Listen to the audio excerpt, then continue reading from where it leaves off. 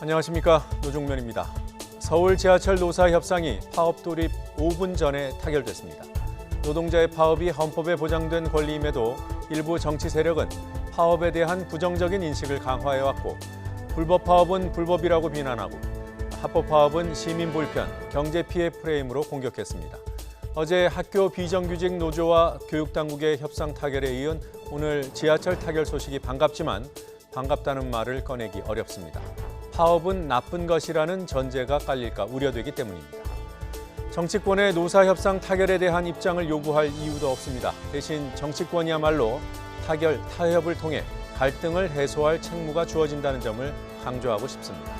잠시 뒤 더 훈수 정치에서 고위공직자범죄수사처, 공수처 갈등의 해결책이 존재하는지 전망이 어떤지 살펴보겠습니다. 10월 16일 더 뉴스 주요 뉴스부터 정리합니다.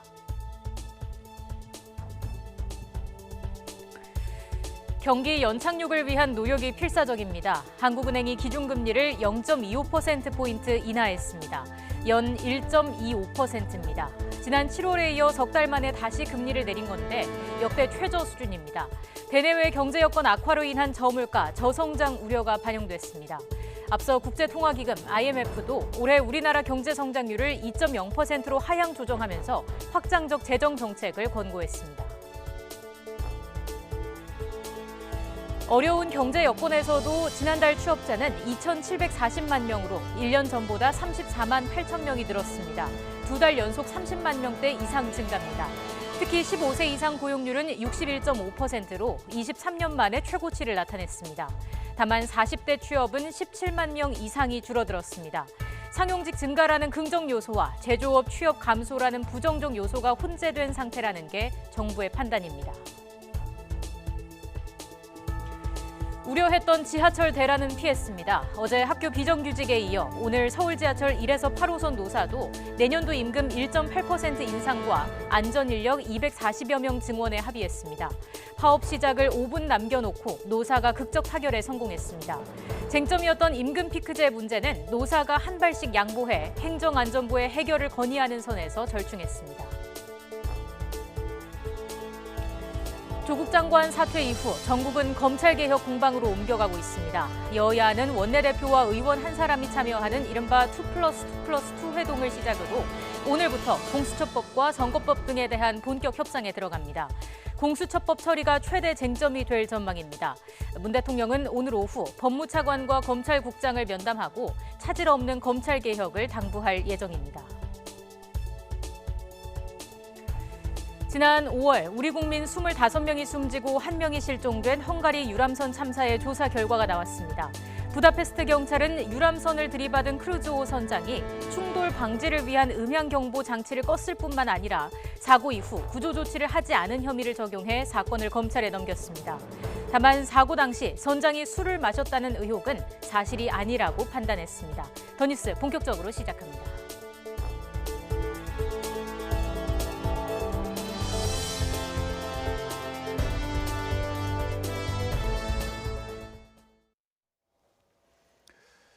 경제 상황을 둘러싼 우려가 커지는 가운데 한국은행이 기준금리를 다시 낮췄습니다. 2년 만에 역대 최저 수준으로 돌아갔습니다. 내년에 추가로 인하가 이루어질 가능성도 있어 보입니다. 취재기자 연결하죠. 조태현 기자. 네, 한국은행입니다. 네, 한국은행이 기준금리를 또 낮췄습니다. 금리가 얼마까지 떨어지는 겁니까? 네, 한국은행이 오늘 오전 금융통화위원회를 열어 기준금리를 0.25%포인트 낮췄습니다. 지난 7월에도 전격적인 금리 인하를 단행했는데요. 이번 조치로 기준금리는 연 1.25%가 됐습니다. 이는 2016년 6월부터 2017년 11월까지 유지했던 역대 최저금리 연 1.25%와 같은 수준입니다. 이처럼 단기간에 두 차례나 기준금리를 낮춘 건 경기 상황이 심각하다는 점과 무관하지 않습니다. 한국은행은 이미 올해 경제 성장률을 2.2%까지 낮췄는데요. 국제통화기금 IMF가 성장률을 2.6에서 2%로 크게 낮출 정도로 경기가 만만치 않은 상황입니다. 이주열 총재는 설명회에서 성장률을 2.2%로 내다본 7월의 전망을 밑돌 것으로 예상한다고 밝혔습니다. 쉽게 말해서 2.2% 어려워졌다는 뜻인데요. 민간에서는 1%대 후반으로 내다보는 목소리가 큽니다. 여기에 저물가도 문제입니다. 최근 사실상 두 달 연속 소비자 물가가 역성장하면서 지속적인 물가 하락을 말하는 디플레이션 우려마저 제기되고 있습니다. 정부는 공급 측면과 기저효과 때문이라고 강변하고 있지만 소비 부진도 영향을 미쳤다는 게 대체적인 분석입니다. 이 총재도 수요 측면에 물가 상승 압력이 낮은 수준에 머물러 당분간 0% 내외에 등락할 것으로 보인다고 설명했습니다. 마이너스 물가가 다시 현실화될 수 있다는 뜻인데요. 이처럼 경기 상황이 심상치 않다 보니 금리 인하로 조금이나마 경기에 활력을 주겠다는 계산으로 풀이됩니다. 금리를 낮춘다는 건 시중에 돈이 풀리게 해서 경기 부진을 조금이라도 막아보겠다는 취지일 텐데요. 어느 정도 효과가 있을까요? 네, 결론부터 말씀드리면 큰 효과를 기대하기는 어려울 것 같습니다. 이미 연 1.5%라는 충분히 완화적인 통화 정책을 써왔기 때문에 더 낮춘다고 해서 극적인 효과를 기대하기는 어렵다는 뜻입니다. 또 여기에 투자와 고용을 통해서 중장기적인 성장을 책임질 기업의 경기 심리가 기준치를 크게 밑도는 상황이 이어진다는 점도 걸림돌입니다. 또 우리 경제를 둘러싼 미중 무역 분쟁과 일본과의 갈등 같은 대외적인 변수도 단기간에 해결되긴 어려운 상태입니다. 따라서 이번 금리 인하 효과는 제한적일 가능성이 크다는 전망이 나오는데요. 한국은행이 경기 회복의 신호를 끝내 찾지 못한다면 내년 상반기쯤에는 한 차례 더 금리를 낮출 가능성이 있다는 분석이 제기됩니다. 이주열 총재는 설명회에서 국내 경제의 성장세가 완만할 것으로 보이고 물가 상승 압력도 낮은 만큼 완화적인 통화 정책 기조를 유지하겠다고 강조했습니다. 지금까지 한국은행에서 YTN 주태현입니다. 지난달 취업자가 34만 8천 명 늘어 두 달 연속 30만 명대 이상의 취업자 증가세를 보였습니다. 통계청이 오늘 발표한 9월 고용 동향을 보면 지난달 취업자는 2,740만 4천 명으로 1년 전 같은 달보다 34만 8천 명이 증가했습니다. 지난 2년 반 정도의 기간 동안 8월 45만 2천 명이 증가한 데 이어서 두 번째로 높은 증가폭입니다. 15살 이상 고용률은 61.5%로 1년 전보다 0.3%포인트 올라 9월 기준으로는 지난 1996년 이후 23년 만에 최고치를 기록했습니다. 통계청은 상용직 증가가 지속하는 점은 긍정적이지만 제조업과 도소매업 취업자 수가 감소하는 것은 부정적이라고 분석했습니다. 서울 지하철 1호선에서 8호선까지를 운영하는 서울교통공사 노사협상이 총파업 직전에 타결됐습니다. 노사는 임금을 1.8% 올리고 인력을 더 뽑는 데 합의점을 찾았지만 최대 쟁점이었던 임금 피크제 문제는 사실상 논의를 유보했습니다. 이상순 기자가 보도합니다. 서울 지하철이 5분을 남겨놓고 파국을 면했습니다. 천만 서울 시민의 또 수도권 시민의 발인 지하철이 좀 더 안전하고 또 쾌적하게 운영할 수 있도록 최선을 다할 것이고 우리 노사가 늘 함께 했으면 좋겠습니다. 다들 수고하셨습니다. 서울 지하철 1호선에서 8호선을 운영하는 서울교통공사 노사가 극적으로 타협점을 찾았습니다. 양측은 임금 1.8% 인상과 5호선 하남선 연장 개통과 6호선 신내역 신설에 따른 안전인력 242명 증원에 합의했습니다. 하지만 최대 쟁점이었던 임금 피크제 폐지는 정부의 문제 해결 건의를 하겠다는 선에서 마무리했습니다. 지방공기업 전체에 행안부의 동일한 운영 지침이 적용되고 있는 현실을 감안한 겁니다. 서울교통공사의 노사협상은 어제 오후 3시부터 사실상의 파업 돌입 시한인 오늘 아침 9시 직전까지 이어졌습니다. 그러다 보니 출근 시간대에는 파업 여파가 미치지 않았습니다. 평소와 다름없이 그냥 나왔습니다. 좀 파업한다고 얘기 들어서 걱정은 됐는데 한 5분 정도는 빨리 나왔지만 별 그렇게 불편한 건 못 느끼겠습니다. 그렇지만 불씨가 완전히 꺼진 것은 아닙니다. 행정안전부의 지방공기업 임금 피크제 운영 지침에 대한 논의가 사실상 유보됐기 때문입니다. 교통공사는 행안부 지침에 따라 만 58세 직원은 임금의 10%를, 만 59세는 20%를 감액하고 있습니다. 그렇지만 노조는 여기서 생긴 여유 재원이 신규 인력의 인건비로 쓰이고 모자라면 기존 직원의 총 인건비가 충당된다고 주장하고 있습니다. 노조는 신규 인력 채용 부담이 직원에게 전가된다면서 임금 피크제 폐지를 요구하고 있습니다. 그렇지만 행안부의 운영 지침은 지방공기업에 동일하게 적용되기 때문에 합의가 쉽지 않습니다. 임금 피크제 폐지 또는 개선을 최우선 과제로 보고 있는 서울교통공사 노조는 여전히 다음 달 전면 파업 카드를 걷어들이지 않고 있습니다. YTN 이상순입니다. 검찰 개혁과 관련한 패스트트랙 법안 처리가 포스트 조국 정국의 핵으로 떠올랐습니다. 잠시 뒤 2시 반부터는 여야가 만나서 협상하는데 입장차가 커서 가시밭길이 예상됩니다. 국회 취재기자 연결합니다. 조은지 기자. 네, 국회입니다. 네, 공수처법은 지난 4월 패스트트랙에 올라간 법안이죠. 여야 각각 어떤 목소리를 내고 있습니까? 네, 반년 전 이른바 동물국회라는 오명을 쓰면서 여야 사당이 패스트트랙에 올렸던 법안이 선거법 그리고 공수처 설치와 검경수사권 조정안이었습니다. 여당은 조국 전 장관 사퇴가 불쏘시개라며 검찰개혁, 특히 공수처 설치에 속도를 내는 반면 야당은 장기 집권을 위한 옥상옥이라며 난색입니다. 먼저 민주당 이인영 원내대표는 검찰의 민주적 통제를 위한 공수처 설치는 국민의 절대 명령이자 검찰개혁의 출발점이라고 강조했습니다.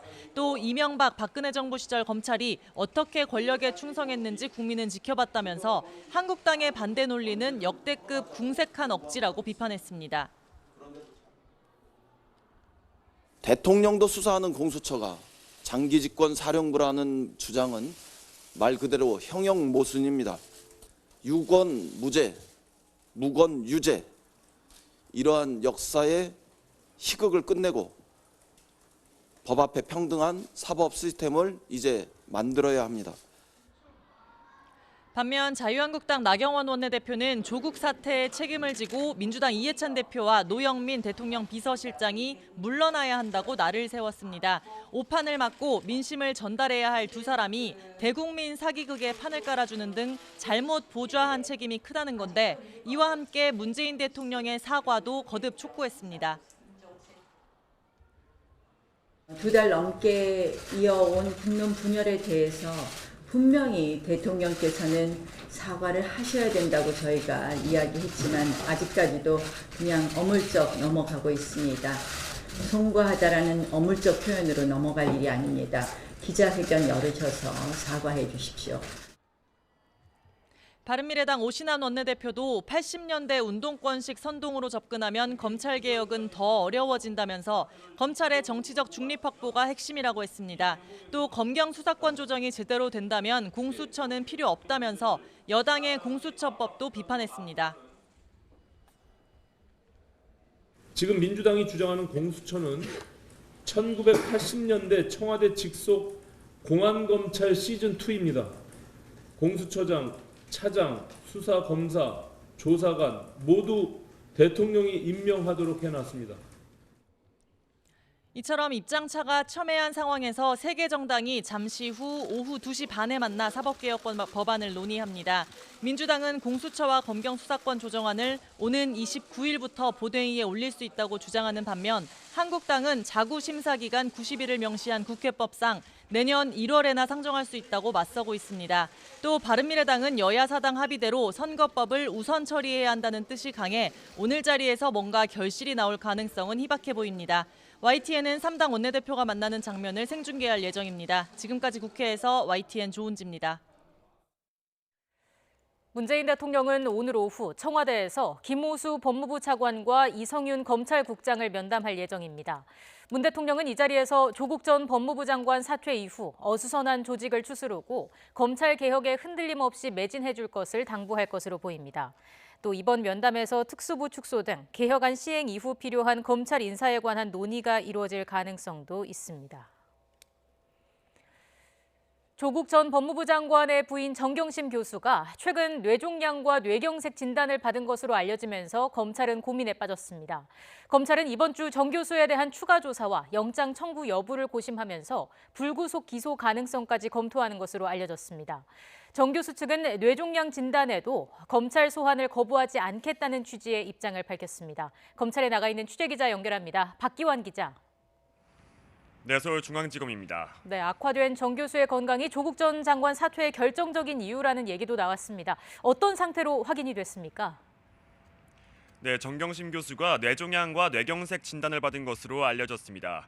변호인단은 최근 정경심 교수가 MRI 검사에서 뇌종양과 뇌경색 진단을 받아 심각성 여부를 확인하고 있다고 밝혔는데요. 정 교수 측 변호인은 최근 5차례 검찰 조사를 받으면서도 이 때문에 계속 입원한 상태였다고 설명하기도 했습니다. 조 전 장관이 사퇴를 발표한 그제 조사에서는 오전 9시 반쯤 출석해 5시간 동안 조사를 받다가 정 교수가 조사 중단을 요청해 병원으로 돌아가기도 했습니다. 정 교수는 지난 2004년 영국 유학 당시 추락사고로 두개골을 다쳤는데 그 후유증으로 조사를 받으면서도 검사 눈을 마주치기 힘들고 구토와 어지럼증을 호소하기도 했습니다. 앞서 조 전 장관은 사퇴 입장문에서 고통을 겪고 있는 가족을 돌보겠다며 원래 건강이 몹시 나쁜 아내는 하루하루를 아슬아슬하게 지탱하고 있다고 밝혔는데요. 정 교수의 건강 상태가 조 장관의 사퇴의 배경이 되는 것이 아니냐는 해석도 나오고 있습니다. 네, 무엇보다 앞으로 검찰 수사가 어떻게 될지가 관심입니다. 정 교수에 대한 수사는 어떻게 되는 겁니까?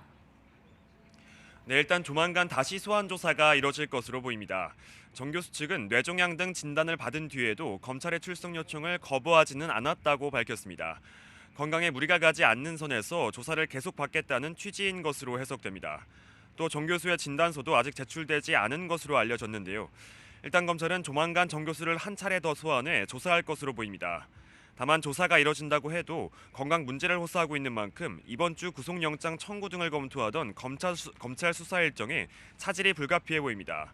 모레 18일에는 정 교수의 사문서 위조 혐의 첫 재판이 열릴 예정인데 공판 준비 기일이라서 피고인 출석 의무가 없는 만큼 정 교수는 모습을 드러내진 않을 것으로 보입니다.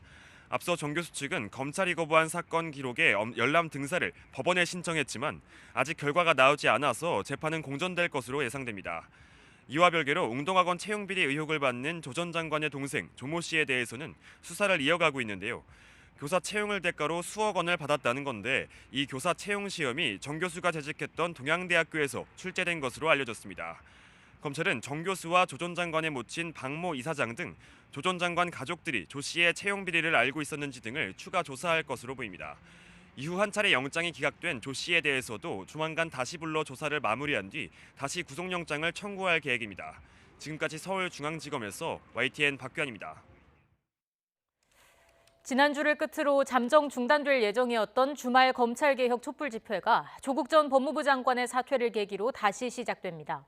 사법적폐청산 범국민시민연대는 오는 토요일부터 서초동에서 여의도 국회 앞으로 자리를 옮겨 대규모 집회를 열 계획이라고 밝혔습니다. 주최 측은 조 장관의 갑작스러운 사퇴로 검찰개혁의 동력이 약화할 것으로 우려된다며 고위공직자 비리수사처 설치와 검경수사권 조정 등 관련 법안의 국회 통과를 촉구하기 위해 여의도에서 집회를 열기로 했다고 밝혔습니다. 지난 한글날 여의도에서 집회를 열었던 인터넷 커뮤니티 부규계 사람들도 같은 날 오후 6시부터 서초동 서울중앙지검 앞에서 검찰개혁 촉구 집회를 열기로 했습니다.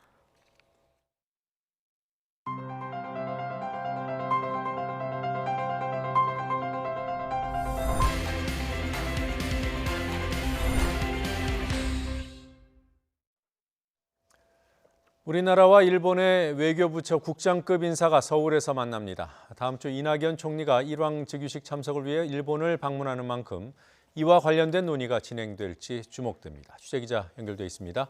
한연희 기자. 네, 외교부입니다. 네, 국장급 협의가 지난달에도 있었던 것으로 기억합니다. 그때는 도쿄였던가요? 네, 그렇습니다. 우리나라와 일본은 이 갈등이 심해지는 와중에도 외교 당국 간 소통은 지속한다는 방침에 따라서 한 달에 한 번 정도 양국을 오가면서 국장급 협의를 이어오고 있습니다. 지난달 김정한 외교부 아시아 태평양 국장이 도쿄를 찾았는데요. 이번에는 다키다키 시게키 일본 외무성 아시아 대양조 국장이 서울을 방문했습니다. 지난달 취임한 시게키 국장이 서울을 방문하는 건 이번이 처음으로 김 국장과 시게키 국장은 지난달 도쿄에서 상견례를 한 지 한 달 만에 다시 마주 앉게 됐습니다.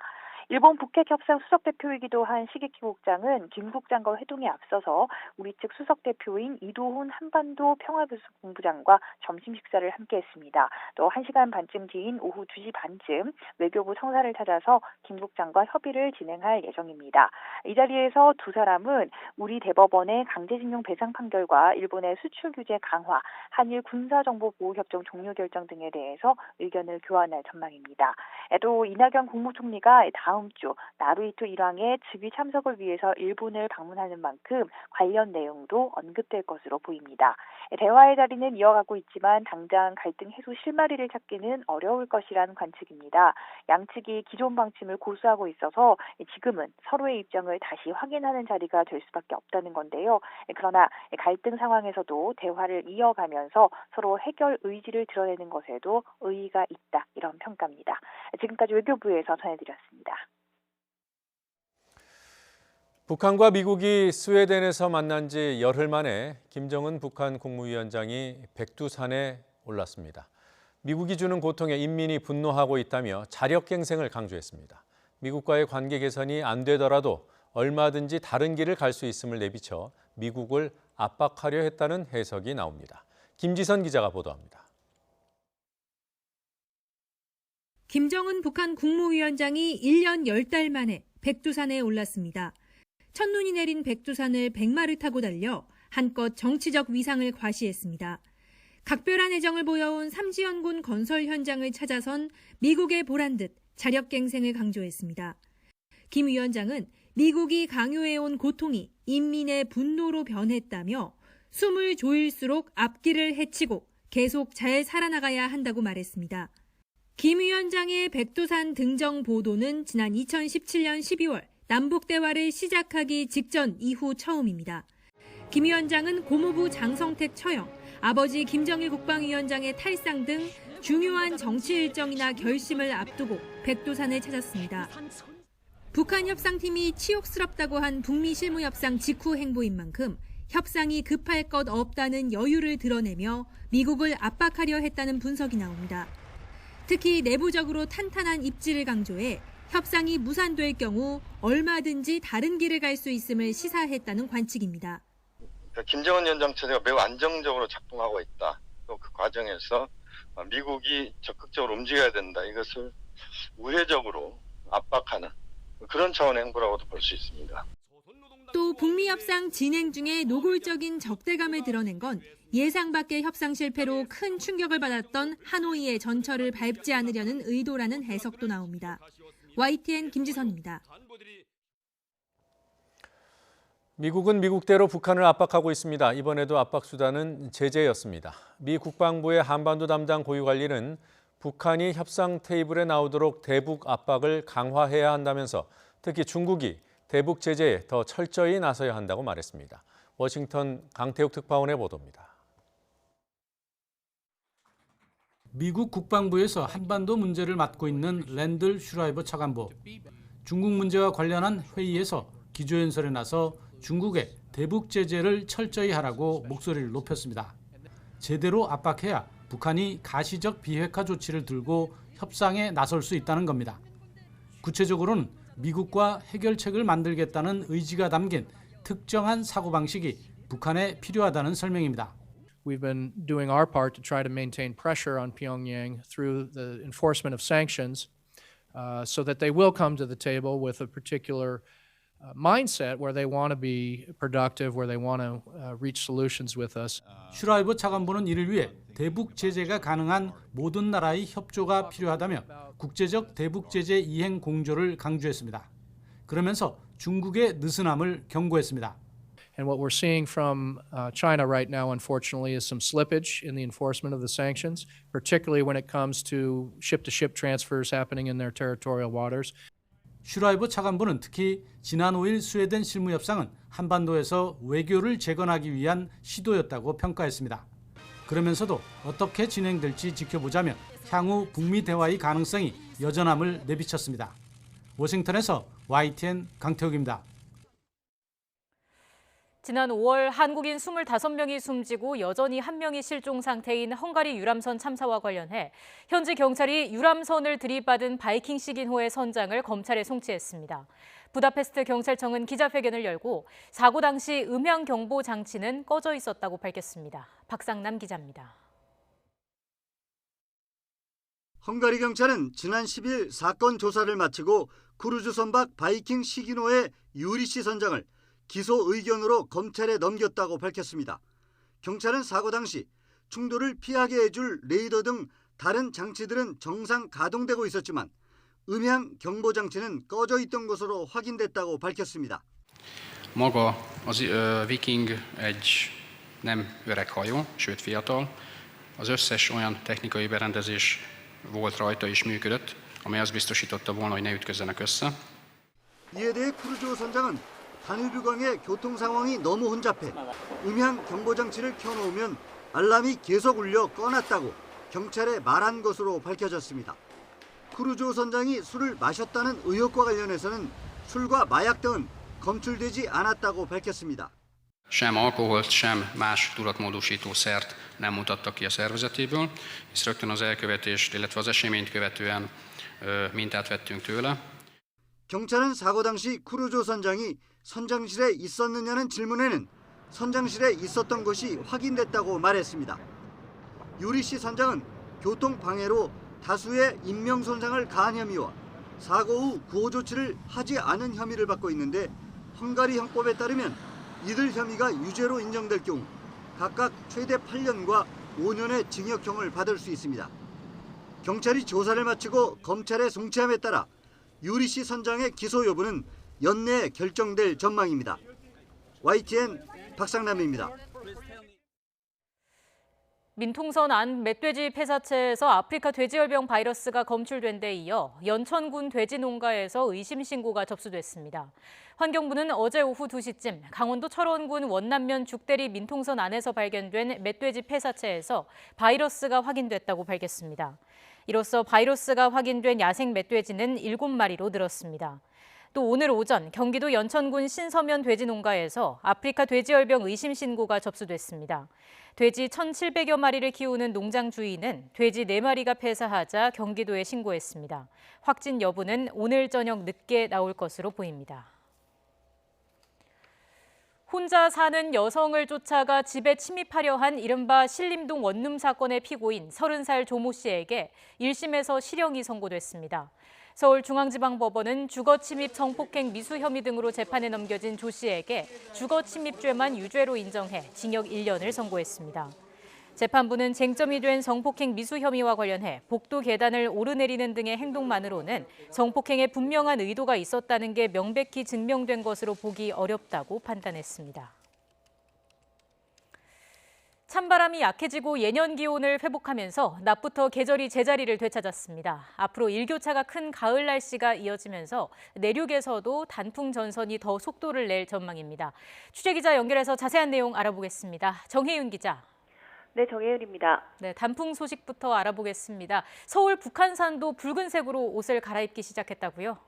네, 그렇습니다. 현재 서울 북한산은 산 정상에서부터 아래로 20%가 단풍이 드는 첫 단풍이 나타나고 있습니다. 기상청은 북한산의 첫 단풍이 평년보다 사흘가량 빠른 지난 11일 시작됐다고 밝혔습니다.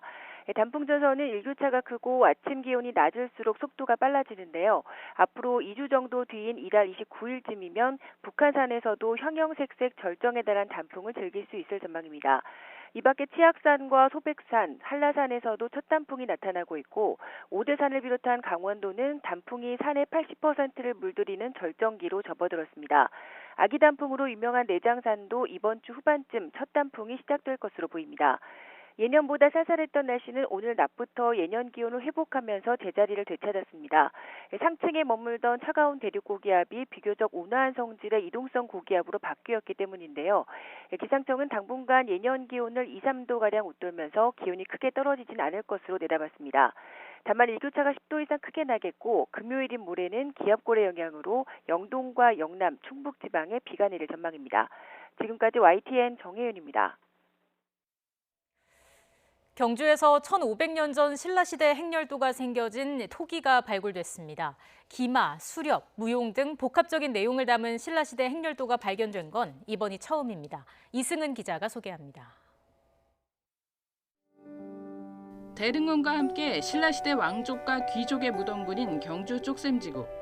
2014년부터 44호 구분인 5세기 때 적성 목광묘를 발굴하고 있는 국립경주문화재연구소는 높이 40cm 토기 파편에서 신라시대 행렬도를 발견했습니다. 행렬도에는 기마 행렬과 춤을 추고 사냥을 하는 사람들과 사슴, 멧돼지, 개 등이 표현되어 있습니다. 행렬이라는 큰 주제를 바탕으로 기마, 무용, 수렵의 내용이 포함된 복합 문양은 신라 회화에서 처음 확인된 것이라고 연구소는 밝혔습니다. 울주 천전리각석에 신라 행렬도가 있긴 하지만 이번에 발굴된 쪽셈 44호의 행렬도보다는 간략한 형태입니다. 이번에 발견된 행렬도는 이전 시기 고구려 고분과 표현이 유사합니다. 주인공을 크게 새긴 것이나 말갈기를 묶어 뿔처럼 형상화한 것은 안악삼호분, 바지와 치마를 입은 무용수의 모습과 사슴, 호랑이가 등장하는 수렵의 모습은 무용총 벽화와 비슷합니다. 쪽셈 44호 고분에서는 이외에도 유물 110여 점이 나왔습니다. 국립경주문화재연구소는 유물 분석과 함께 무덤의 주인공이 누군지에 대해서도 발굴을 계속할 계획입니다. YTN 이승은입니다.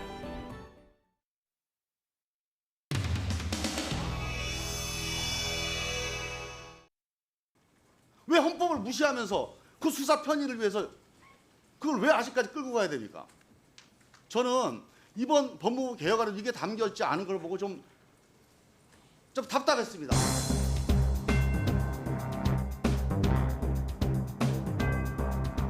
특수수사 특수부 문제 관련해서 좀 질문하겠습니다. 검사가 수사하는 사람입니까? 검사는 수사하는 사람이 아닙니다. 원래 수사하는 사람이 있고 이 수사하는 사람의 수사 내용이 국민의 기본권을 과도하게 침해하지 않는지를 살펴서 그 않는 부분만 골라서 기소하는 게 검사예요. 근데 대한민국은 수사를 해요, 검사가. 수사하고요, 영장 청구는 한 사람이 하면 안 됩니다. 수사하는 사람은 욕심이 생기잖아요. 다른 사람이 봐야 돼요, 영장 청구에 대한 판단. 그리고 기소에 대한 판단. 저 자료 한번 보여주세요. 구속영장은 경찰이 수사한 건 14.6%가 기각이 되는데 검찰이 직접 수사한 거는 20.6%예요. 법률 전문가가 직접 수사를 하는데도. 저게 왜 그렇습니까? 내가 수사하고 내가 기소하면 당연히 오류가 생기는 겁니다. 대한민국의 지금 특수수사부의 전신이 대검 중수부 아닙니까? 대검 중수부는 9.6%입니다. 27배예요. 저게 바로 수사하고 기소를 같이 했을 때 저런 인권 침해가 나온다는 거예요. 지금 완전 거꾸로 가 있죠? 대한민국 특수성이 반영된 제도다 이렇습니다. 그게 무슨 특수성입니까? 일제시대 때 만들어진 거예요, 그게. 일본 놈들이 조선 사람 우습게 보고 그냥 검사한테 다 줘버린 겁니다, 그 권한을. 무슨 대한민국 그게 특수한 상황이에요? 일제시대 때뿐만 아니라 일제시대 이후 대한민국 정부 수립한 이후에도 특별한 상황들이 있었잖아요. 반성을 안 한 거죠, 지금 지난 100년 동안. 왜 반성을 안 했습니까? 독재 정권이 그 검찰 권력을 써먹기 위해서 반성 안 하고 방치해 놓은 겁니다.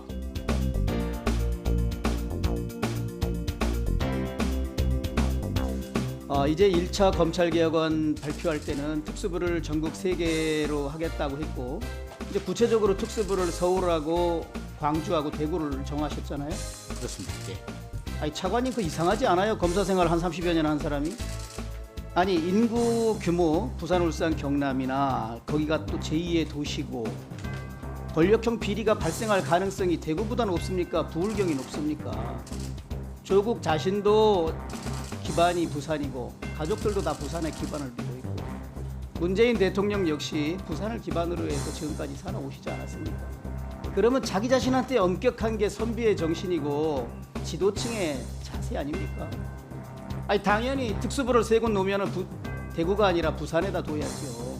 검찰청 규모도 그렇고 말도 안 되는 소리 아니에요 이거. 그래서 제가 하는 이야기예요.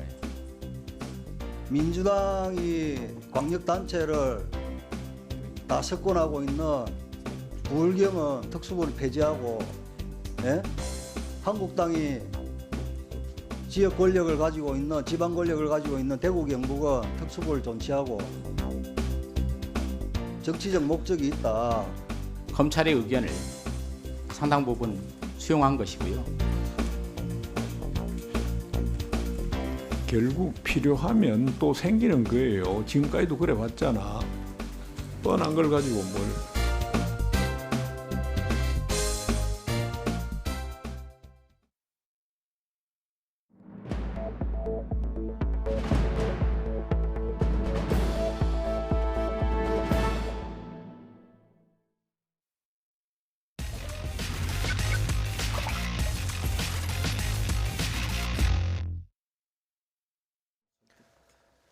조국이 빠진 자리에 공수처가 들어왔습니다. 고위공직자범죄수사처. 이 공수처를 놓고 여야가 본격적인 힘겨루기에 들어갔습니다.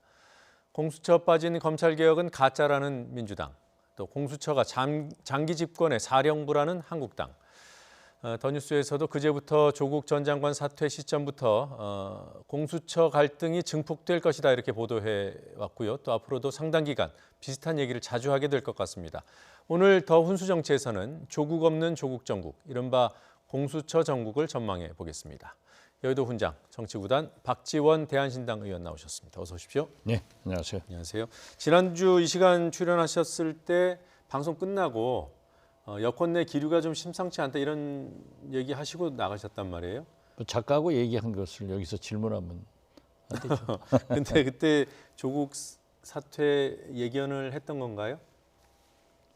글쎄요, 예견보다는 그러한 것이 네. 진행되고 있고 저는 처음부터 개혁의 방점을 짚고 조국 지지한다. 예. 그렇지만은 검찰 수사를 지켜봐야 되고 무엇보다도 민심이 중요하다. 그런데 지난주부터 급작히 민심의 변화가 있었잖아요. 예. 그러니까 민주당에서도 저에게 여러 가지 호소를 해서 그런 감을 잡고 또 얘기를 해왔습니다. 네. 근데 뭐 방송에서는 말씀하지 않으셨으니까요. 후임에 대한 질문을 좀 드림으로써 그 얘기할 수가 없죠. 예지력을 좀 확인해 보겠습니다. 후임은 누가 될까요? 후임은 맨 처음 문재인 정부가 조각 당시에 법무장관으로 거명되신 분들이 박영선, 전해철, 박범계 이런 분들이었습니다. 또 백승원 전 민변 회장 같은 분도 거론됐는데 조국 장관이 나가면서 나보다도 더 개혁적인 그래서 검찰 개혁을 완수할 사람 그리고 문재인 대통령께서도 조국 장관의 사퇴로 인해서 또 민주당도 반드시 국민의 열망인 검찰 개혁을 해야 됩니다. 그렇기 때문에 그 개혁성이 강하고 무엇보다도 문재인 대통령의 의지를 받들어서 수행할 수 있는 또 문재인 대통령이 역대 법무장관을 임명하는 것을 보면은 검찰 개혁, 사법 개혁의 방점을 찍고 있기 때문에 비검찰 출신으로 장관을 했습니다. 그래서 저는 뭐 전해철 의원이 가능한 것 아닌가 이렇게 얘기를 했고 실제로 여권 내부에서도 저하고 상의할 때 그런 얘기를 많이 했습니다. 지난번에 제가 말을 안 했기 때문에 거기까지 말씀드릴게요. 예. 본인은 뭐 총선 출마 쪽으로 가닥을 잡았다 이렇게 얘기를 한다던데요. 본인이야 지금 내가 장관하겠습니다 하고 손 들고 나올 수 없잖아요. 어디까지나 임명권자인 대통령으로부터 지금 현재 민정수석실에서는 나름대로 검증을 하고 있을 거고 그 결과를 보고 대통령께서 맡아달라 원하시면은 맡아야죠. 어떻게 측근들이 또 문재인 대통령의 개국 공신들이 자기 잘 되겠다고 저는 처음부터 얘기했어요. 청와대 비서실이 처음부터 지금까지 대통령을 위해서 희생적으로 일하지 않고 다 국회의원 나가려고 돌아다니더라고요. 이런 것이 어디에 있을 수 있느냐. 그걸 많이 지적했는데 저는 전해철 의원도 만약 대통령이 필요하다 하면은 자기의 미래를 생각할 것이 아니라 국가를 또 대통령을 위해서 하시리라고 봅니다. 본인이 결국은 수락할 것이다. 그 지금 그러면 청와대에서 검증을 전해철 의원에 대한 검증을 하고 있다고 보시는군요. 저는 모르죠. 근데 그렇게 예상을 하시는군요. 아니 그러니까 여러 사람을 보고 있겠죠. 그런데 제 감으로는 처음부터 그리고 박영선 장관에게도 한번 그 얘기를 해봤어요. 제 나름대로 가는 게 좋지 않느냐. 그랬더니 처음에는 장관을 원한 건 사실 아니에요. 그러나 지금 중기부로 가서 굉장히 활발하게 성공적으로 하고 있기 때문에 우리 경제가 어려운데 중소상공인 이 중기업을 진작시킬 필요가 있다. 네. 그래서 자기는 사양하더라고요. 네. 제가 그런 권한도 없이 그냥 걱정한 거예요. 네, 그 박영선 장관 같은 경우에는 사실 지난 개각 때 법무부 장관설이 돌긴 했어요. 아주 강하게 있었죠. 네, 사개특위위원장도 했기 예, 때문에. 예. 네, 알겠습니다. 하면 똑소리 나게 하죠. 자, 오늘 공수처법 관련된 얘기를 좀 집중적으로 해보려고 합니다. 검찰 개혁 법안들 중에서도 뭐 지금 현재 공수처법이 가장 이제 핵심으로 떠올라 있어요. 민주당하고 자유당이 뭐 매일같이 입장을 내면서 지금 날을 세우고 있습니다. 잠깐 입장 듣고 오겠습니다. 공수처법은 다음 국회로 넘겨야 합니다. 현재의 공수처법은 문재인 정권의 집권 연장 시나리오일 뿐입니다. 근데 어이없는 일이 지금 발생을 하고 있습니다. 자유한국당은 어제부터 공수처 법안은 절대로 안 된다. 장기 집권하기 위한 전략이다. 이런 터무니없는 주장을 하고 있습니다. 왜 안 되는가를 자유한국당은 설명을 해보십시오. 그동안에 안 된다는 얘기를 언제 했습니까? 조국 전 장관이 사퇴하고 나니까 이제 태도를 돌변하는 것입니다. 뭐 지금 그 여야 입장 갈리는 것 중에서 이제 한국당 반대는 좀 상수로 놔야 될 것 같고요. 그랬을 경우에 민주당이 이 공수처법을 비롯한 검찰개혁 법안이 이미 패스트트랙에 올라 있는데 계속 뭐 추진해서 본회의까지 통과시킬 수 있는가? 민주당 혼자 힘으로는 안 되는 거죠. 그렇죠. 그런데 먼저 네. 지금 이해찬 대표께서 말씀하신 대로 사개특위에서 네. 검경수사권 소위 제가 의원입니다. 네. 물론 한국당 의원 한두 분은 공수처 반대했어요. 네. 저도 반대했어요. 그렇지만은 고위공직자, 청와대 비서실, 국회의원, 판검사, 대통령 친인척들의 비리가 우리 한국 사회에서 정치 풍토에서 가장 문제가 되지 않습니까? 네. 그렇기 때문에 공수처가 필요하고 지금 검경 수사권 조정으로 인해서 수사권은 경찰에 기소권은 검찰이 갖는데 어떻게 공수처에만 수사권과 기소권을 한꺼번에 주느냐. 예. 그러니까 한국당에서는 정권영장에 뭐 사령부로 쓰는 것 아니냐. 이건 자기들이 한 일이에요.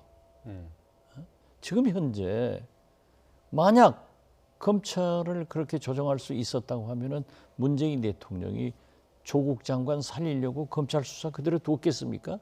옛날에는 그렇게 했어요. 네. 바로 한국당 전신들이. 그렇지만은 고위공직자의 비리를 척결을 하기 위해서는 공수처가 필요하다. 그리고 지금까지 반대하지 않았어요. 한국당도 일부 위원만 반대했을 그렇죠. 뿐 공식적으로 반대하지 않았다. 예. 네. 그리고 패스트트랙 상정할 때는 나경원 대표 등 4당 원내대표들이 합의해 가지고 한 거예요. 네. 그런데 지금 와서 저렇게 반대를 하는 것은 첫째 이해할 수 없다. 네. 이렇게 말씀드리면서 지금 민주당 단독으로는 아무것도 못합니다. 지금 의석수가 128석인가요? 그렇죠. 네. 그러면 대한신당 지금 현재 10석이죠. 10석. 네. 그리고 민주평화당 4석, 그리고 정의당이 지금 6석이요. 그렇습니다. 이 정당들을 모으면 이제 20석이고요. 그리고 바른미래당은 입장이 좀 혼란스러운 것 같아요. 그렇죠. 어떻게 보십니까? 정리가 될까요? 저는 아마 프리보팅 그냥 개인적으로 결정을 할 겁니다. 바른미래당은 지금 현재 누가 컨트롤할 수 없는 위치에 있잖아요. 예. 바른미래당 입장을 조금 이따 다시 한번 좀 여쭤보도록 하고요. 지금 이게 여야 4당이 그러니까 민주평화당, 정의당, 바른미래당, 민주당이 합의할 당시 4월에 합의할 당시에 선거법을 먼저 처리하고 검찰개혁 법안을 처리한다 이렇게 돼 있는 거죠. 네, 그렇죠. 그 부분을 지금 적용을 하면 네. 처리가 늦어지는 거 아닙니까? 처리가 늦어지고 개혁이 잘못하면은 다 어긋날 수 있죠. 특히 그 정의당 네. 심상정 대표가 굉장히 주장한 건데 일리가 있습니다. 그렇지만 지금은 먼저 검찰 개혁법을 통과시킬 수밖에 없지 않느냐. 그래서 아마 정의당도 네. 개혁에 찬동을 하고 있기 때문에 민주당이 확실히 선거구제 개혁 등 정개특위 법안을 12월 달에 통과시킨다라고 네. 보장을 하면은 저는 응하리라고 봅니다. 그럼 지금 또 하나의 문제가요. 지금 선거법 개정안은 12월 초나 돼야 그 국회 본회의에 부의된다는 데는 이견이 없어요. 그렇습니다. 그런데 이 검찰개혁 법안들은 민주당은 10월 말에 부의가 된다고 하고 본회의로 간다고 하고 또 한국당은 1월 말에 간다고 하고요. 국회 입법조사처는 이 선거법과 거의 비슷하게 12월 3일에 국회 본회의에 부의가 된다고 합니다. 그러면 민주당이나 지금 대한신당도 마찬가지고요. 12월 3일 이전에, 그러니까 11월이나 10월 말에 이 법안 처리를 추진하는 것에 부담을 느끼게 되지 않을까요? 물론 법리 논쟁으로 보면은 여러 해석이 가능하지만은 네. 저 개인도 이것은 사개특위에서 네. 논의하다가 법사위로 왔습니다. 네. 이건 법사위의 고유 법안입니다. 그렇기 때문에 자구 수정을 위한 90일의 숙려 기간이 필요 없다. 네. 그리고 90일은 어떤 의미에서 보면은 법안을 보다 충실하게 만들기 위해서 그러한 건데 이미 만들어져 있고 거듭 말씀드리지만 법사위에서 그러한 자구 수정이 필요 없고 네. 단 우리가 패스트트랙에 상정할 때도 한국당과 검찰과 경찰의 의견을 전부 들어가지고 조정해서 합의 처리한다고 돼 있기 때문에 예. 지금이라도 한국당이 광화문으로 가지 말고 국회로 와서 자기들 안 의견을 내면은 네. 합의 가능하기 때문에 저는 11월 초에 10월 28일까지 숙려 기간이 끝나기 때문에 네. 처리할 수 있다 이렇게 봅니다. 그럼 대한신당도 민주당과 마찬가지로 10월 28일 이달 말이면은 숙려 기간 끝나고 본회의로 가져갈 수 있다고 보시는군요. 대한신당에서는 아직 유성엽 대표가 합의는 아직 않았습니다. 내부 합의는 아직 안 네, 이루어졌다. 그렇기 때문에 여러 가지 안이 있지만은 제가 법사위원이고 유일한 사개특위 위원이기 때문에 지난번 회의에서 우리가 개혁을 네. 반대할 수는 없는 거다. 다수의 국민들이 검찰 개혁을 요구하고 있는데 네. 왜 우리가 반대하느냐? 그리고 어떤 당이 하더라도 민주당도 한국당도 독자적으로 안 됩니다. 네. 다 합쳐도 우리가 안 가면 안 되기 때문에 우리가 캐스팅 보터 이러한 소극적인 것보다는 개혁에 네. 확실한 방점을 찍어서 리딩 파티로 선도 정당으로 찬성하자 하면은 민주당이 따라올 것 아니냐 이런 정치를 하자라고 네. 주장했기 때문에 물론 국정감사가 끝나면은 이제 22일께 우리가 전체적인 토론을 해서 결정하겠지만은 네. 저는 그런 생각을 갖습니다. 그러면 지금 의원님 보시기에는 정의당도 조기 이 본회의 상정에 동의할 것이고 대한신당도 그렇고 또 민주평화당도 그럴 것이다 이렇게 예상하시는 거죠? 민주평화당은 잘 모르겠습니다만은 그렇게 하더라도 저는 가능하다 이렇게 봅니다. 네. 지금 바른미래당 의석수가 많잖아요. 그렇습니다. 상대적으로. 예. 근데 지금 오신환 원내대표가 사실 이전에 패스트트랙 때 뭐 좀 파열음이 있긴 했습니다만 바른미래당 차원에서는 현재의 공수처 법안 등 검찰개혁 법안에 동의를 했기 때문에 패스트트랙에 올라간 거예요. 그렇습니다. 근데 오늘 나온 입장을 보면 좀 결이 다릅니다. 잠시 확인하고 오겠습니다. 지금 민주당이 주장하는 공수처는 1980년대 청와대 직속 공안검찰 시즌2입니다. 공수처장, 차장, 수사검사, 조사관 모두 대통령이 임명하도록 해놨습니다. 네, 이 입장만 보면은 바른미래당은 반대를 할 것 같고요. 바른미래당이 반대하면 다른 당들이 다 힘을 합쳐도 통과하는데 좀 어려움이 있지 않을까 이런 생각도 듭니다. 바른미래당이 반대하더라도 통과에는 지장이 없습니다. 아, 그래요? 다른 당이 뭉치기 때문에 과반수가 넘어요. 그러니까 수치상으로는 그런데 그렇죠. 거기 이탈표가 있을 수도 있고 불참자가 있을 수도 있고요. 그러한 중요한 표결 때는 거의 불참자가 없을 겁니다. 그리고 개혁을 반대한다고 하면은 그건 국민적 비난을 감수해야죠. 네. 그래서 저는 정치개혁특위, 즉 선거구제 조정 문제에 대해서는 저희 당도 반대하는 의원들이 많고 네. 저 같은 사람은 증언해야 된다. 농어촌의 균형 발전을 위해서 그런 조정이 있는데 이 개혁 입법만은 그렇지 않습니다. 그리고 지금 오신환 바른미래당 대표 원내대표, 네. 예, 원내대표는 사실 뭐 손학규, 유시민, 유승민 네. 이렇게 바뀌어 있잖아요. 네. 그렇기 때문에 유승민 그쪽 계열의 의견이지 손학규 당대표의 의견은 아니기 때문에 네. 저기는 어떻게 될지 제 자신이 얘기하기가 어렵습니다. 네, 그러면 박 의원께서는 11월 중에 그러니까 10월 말 이후 11월 중에 공수처법을 비롯한 검찰개혁 법안이 본회의에 상정될 것이고 그리고 다른 정당들이 동의할 것으로 이렇게 예상하시는 것 같아요. 바른미래당은 그렇습니다. 예. 어떨까요? 뭐 자유투표를 할까요? 바른미래당은 어차피 정해봐야 네. 손학규 대표가 당론을 정할 수 있겠습니까? 유승민 의원이 정하겠습니까? 오신환 원내대표가 정하겠습니까? 정해도 안 따를 것이다. 정해도 따라 한 지붕 두 가족이에요. 네. 어떤 의미에서 보면은 세 가족이에요. 그렇기 때문에 저기의 당론은 제가 나무당 얘기하는 것은 참 거시기 합니다만은 아무튼 좀 거기는 좀 안 먹힐 거예요.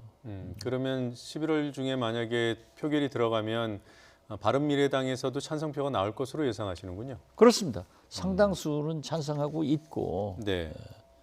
예를 들면 최이배 의원 같은 분은 찬성할 수밖에 없죠.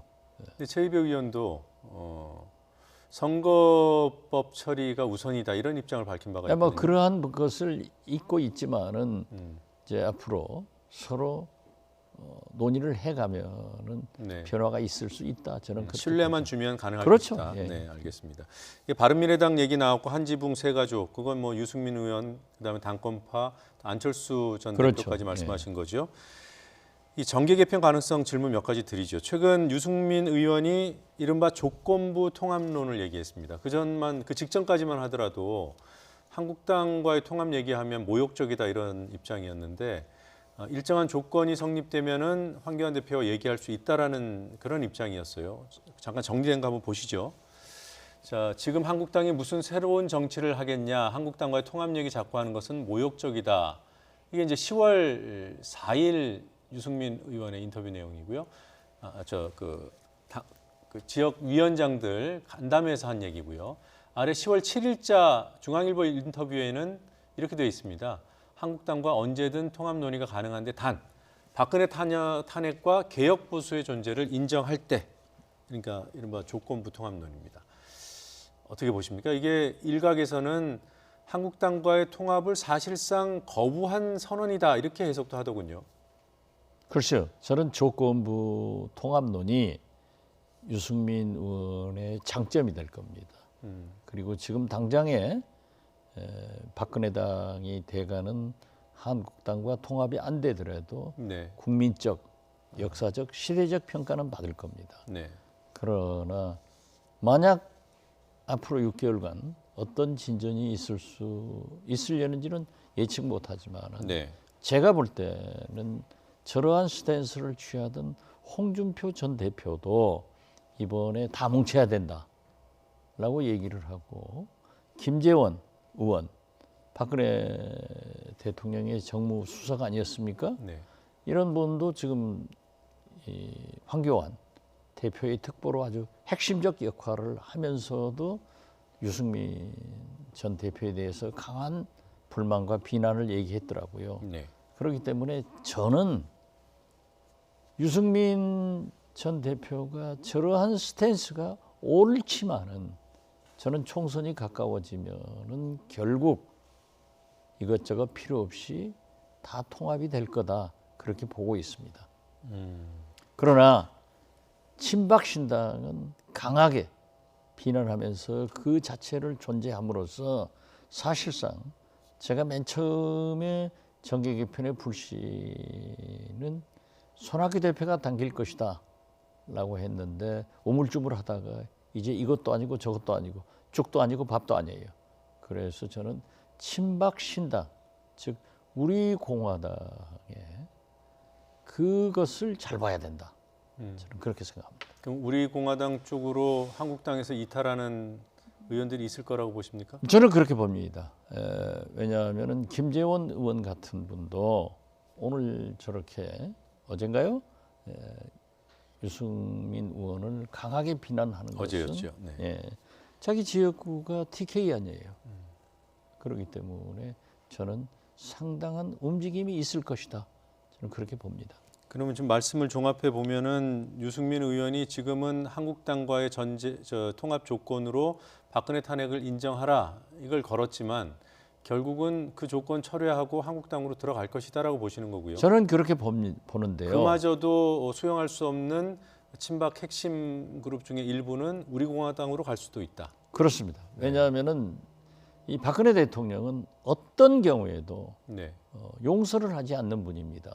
그렇기 때문에 자기의 탄핵에 기치를 든 유승민 의원 이런 분한테는 절대 용서하지 않기 때문에 굉장히 지켜볼 필요가 있다. 네. 그러나 유승민 전 대표가 말씀하신 것은 진짜 옳은 얘기다. 저는 그렇게 평가합니다. 네. 자, 변화와 혁신을 위한 비상행동이 이제 바른미래당 내에 구성이 돼 있고요. 여기 대표가 유승민 의원입니다. 그렇습니다. 그리고 여기에는 안철수계 인사들도 함께하고 있어요. 근데 이런 과정을 보면서 유승민 의원 그룹이 한국당과의 통합보다는 제3지대에서 개혁보수 신당을 만드는 게 아니냐 이런 전망들이 있었잖아요. 지금도 그렇게 나가고 있지만은 네. 상황의 변화가 그렇게 계속할 수 있겠느냐.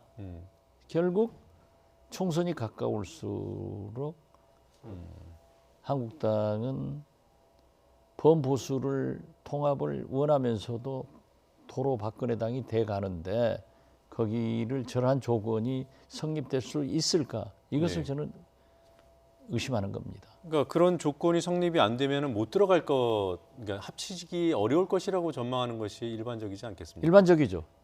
근데 결국은 들어갈 것이라고 보시죠. 정치는 또 모르죠. 총선을 앞두고 당선 가능성이 있다면 그쪽으로 택할 거고 네. 그렇지 않으면은 박근혜 대통령이 인정을 하지 않기 때문에 우리 공화당으로도 갈 수 없다고 하면은 차라리 저렇게 기치를 분명한 보수 신당으로 남을 수도 있다. 네. 그렇기 때문에 어떻게 됐든 우리 진보도 분열돼 있잖아요. 그래서 보수도 저는 한국당, 우리 공화당, 친박신당 네. 그리고 유승민당으로 분열 가능성이 높다.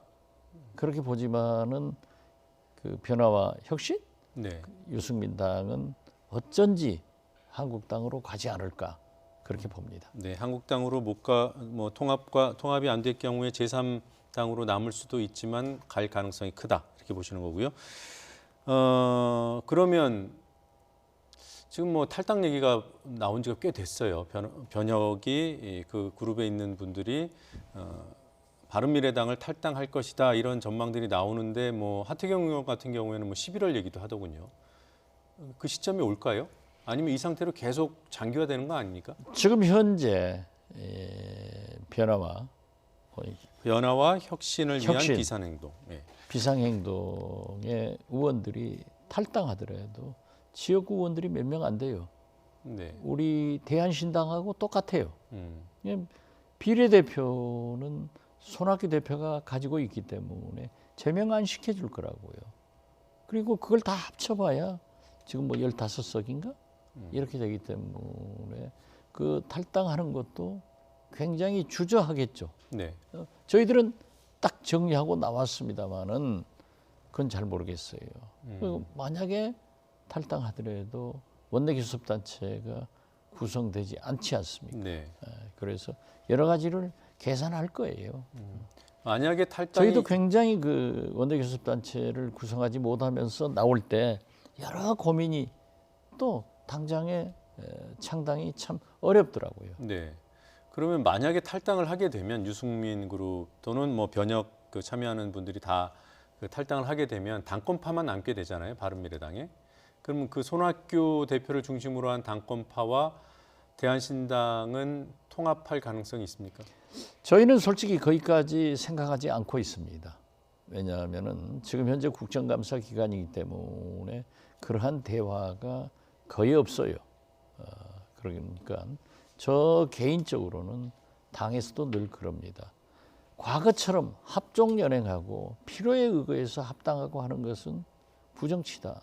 국민들이 바라지 않기 때문에 깨끗하게 없으면 없는 대로, 있으면 있는 대로 우리의 변화를, 개혁을 강조하면서 나가는 것이 원칙이다라고 하는데 이제 11월, 12월 가면서 내년 1, 2월 달에는 그때 많은 변화가 있기 때문에 저희들은 그때까지 기다리면서 관망하도록 하겠습니다.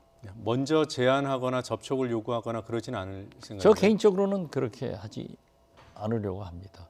그렇지만은 우리 유성엽 대표가 활발하게 여러 곳을 접촉하고 있기 때문에 저는 또 그것도 잘 주시해야 된다. 그리고 지금 민주당만 하더라도 물갈이 공천했을 때 그대로 있겠는가 여러 가지를 봐야 됩니다.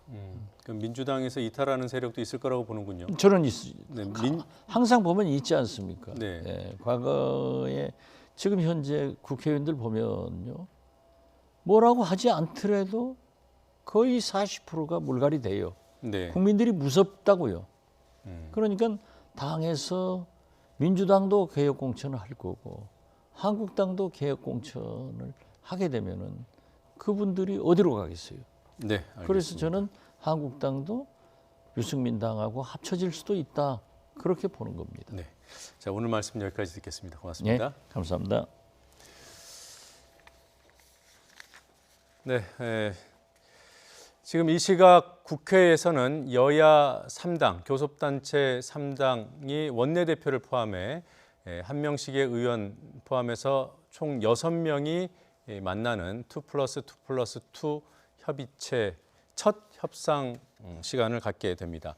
지금 협상장에 민주당 측 인사들이 입장해 있고요.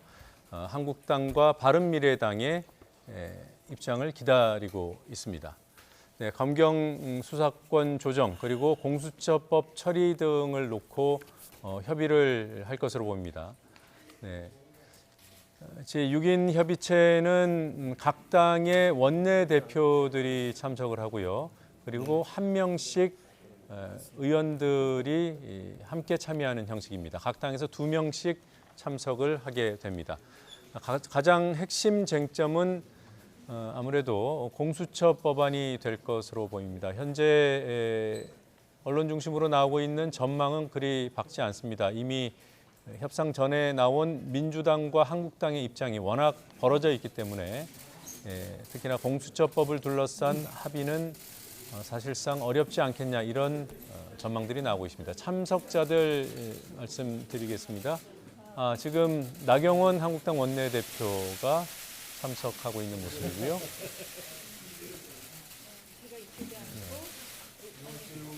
네. 한국당에서 누가 참석하는지 보겠습니다. 네, 권성동 의원이군요. 네, 권성동 의원이 함께 참석했고요. 바른미래당에서는 오신환 원내대표와 권은희 의원이 참석했습니다. 네, 민주당은 송기현 법사위 간사가 참석했습니다.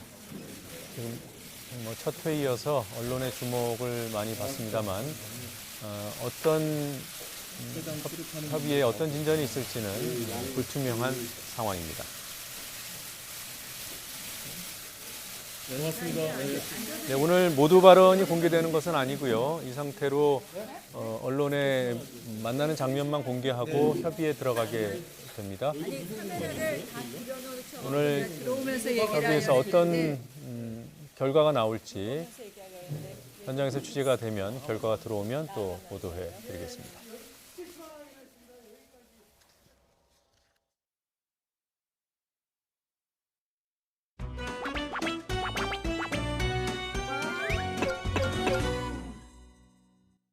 2달 가까이 끌고 있는 조국 장관 일가에 대한 수사도 이제 결론을 내야 합니다. 재판에 백지 공소장을 내미는 그런 행위는 참으로 어처구니 없습니다. 재판이 시작되는데 공소 사실이 뭔지 증거가 뭔지 아무것도 모르고 재판에 임하는 이런 재판이 어떻게 있을 수가 있습니까? 재판에 백지 공소장을 내미는 그런 행위는 참으로 어처구니 없습니다.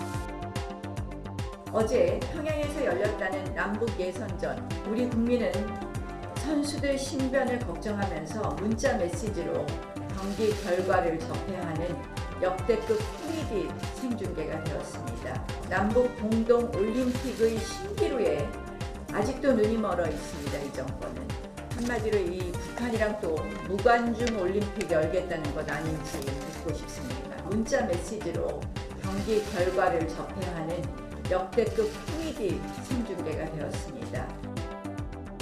서울대로 돌아갔는데 본인이 과연 무엇을 가르칠 수 있는지 가슴에 손을 얹고 생각해 보았으면 좋겠습니다. 아마 학생들이 관심 있는 분야라면 위선을 떨면서도 당당하게 사는 법, 문서 위조해놓고도 오리발 내미는 법, 이런 것들을 배우고 싶지 않을까 생각이 듭니다. 과거 민주주의에 몸을 바친 386 세대들을 위선 집단으로 완전히 역사의 쓰레기통에 처박아 놓은 분입니다. 386 세대들을 역사의 쓰레기통에 처박아 놓은 분입니다.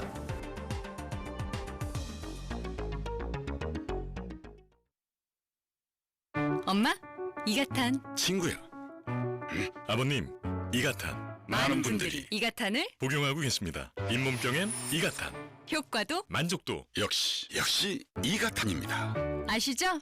이가탄. 박소연의 1644 천사 플라워 천사 박소연의 1644 천사 플라워 천사 1644 천사 꽃배달의 천사 3번 주문 시 한 번이 무료 박소연의 1644 천사 플라워 전화줘. 당신은 첫사랑의 보디가드, 아빠의 핫팩, 아이들의 놀이터, 친구의 꽃길, 그리고 누군가의 키다리 아저씨. 당신의 보험이 더 좋은 세상의 시작이 됩니다. 서로의 인생에 힘이 되어주는 우리는 서로의 보험입니다. 함께 가는 인생금융 삼성생명. 한국은행이 기준금리를 0.25%포인트 내려 1.25%로 결정했습니다. 지난 7월에 이어 석 달 만에 다시 금리를 내린 건데 역대 최저 수준입니다. 앞서 국제통화기금 IMF는 올해 우리나라 경제 성장률을 2.0%로 하향 조정하면서 적극적 재정 정책을 권고했습니다. 지난달 취업자가 2,740만 명으로 1년 전보다 34만 8천 명이 늘었습니다. 2달 연속 30만 명대 이상 증가입니다. 특히 15세 이상 고용률은 61.5%로 지난 1996년 이후 23년 만에 최고치를 나타냈습니다. 서울 지하철 1에서 8호선 노조가 내년도 임금 1.8% 인상과 안전인력 240여 명 증원에 합의하고 파업 계획을 철회했습니다. 쟁점이었던 임금 피크제는 노사가 한 발씩 양보해 행정안전부 등의 해결을 건의하는 선에 절충이 이뤄졌습니다.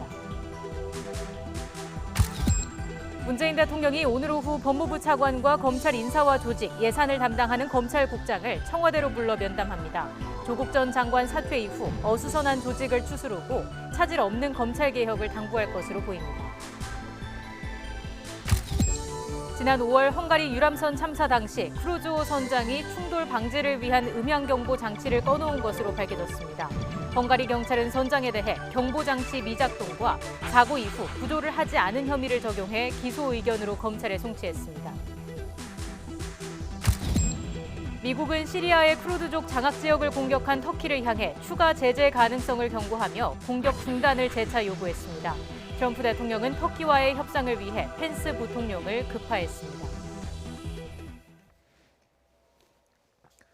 문재인 대통령이 오늘 오후 법무부 차관과 검찰국장을 청와대로 불러서 면담합니다. 업무 보고가 아니라 문 대통령이 두 사람을 부른 것이라는 설명입니다. 검찰개혁과 조직 개편 그리고 검찰 인사 등에 관해 지시사항이 있을 것으로 보입니다. 취재기자 연결합니다. 김도원 기자. 네, 청와대입니다. 네, 물론 장관 공석이라 그렇겠지만 그래도 대통령이 법무부 고위 간부들을 직접 부른 것은 이례적인 일 아닙니까? 그렇습니다. 문재인 대통령은 오늘 오후 4시에 청와대에서 김호수 법무부 차관과 이성윤 검찰국장을 면담할 예정입니다. 청와대는 업무 보고가 있는 게 아니라 문 대통령이 먼저 두 사람을 부른 거라고 설명했습니다. 법무부 장관이 공석인 상황에서 대통령으로서 두 사람에게 지시사항과 당부를 전하기 위한 자리인 것으로 보입니다.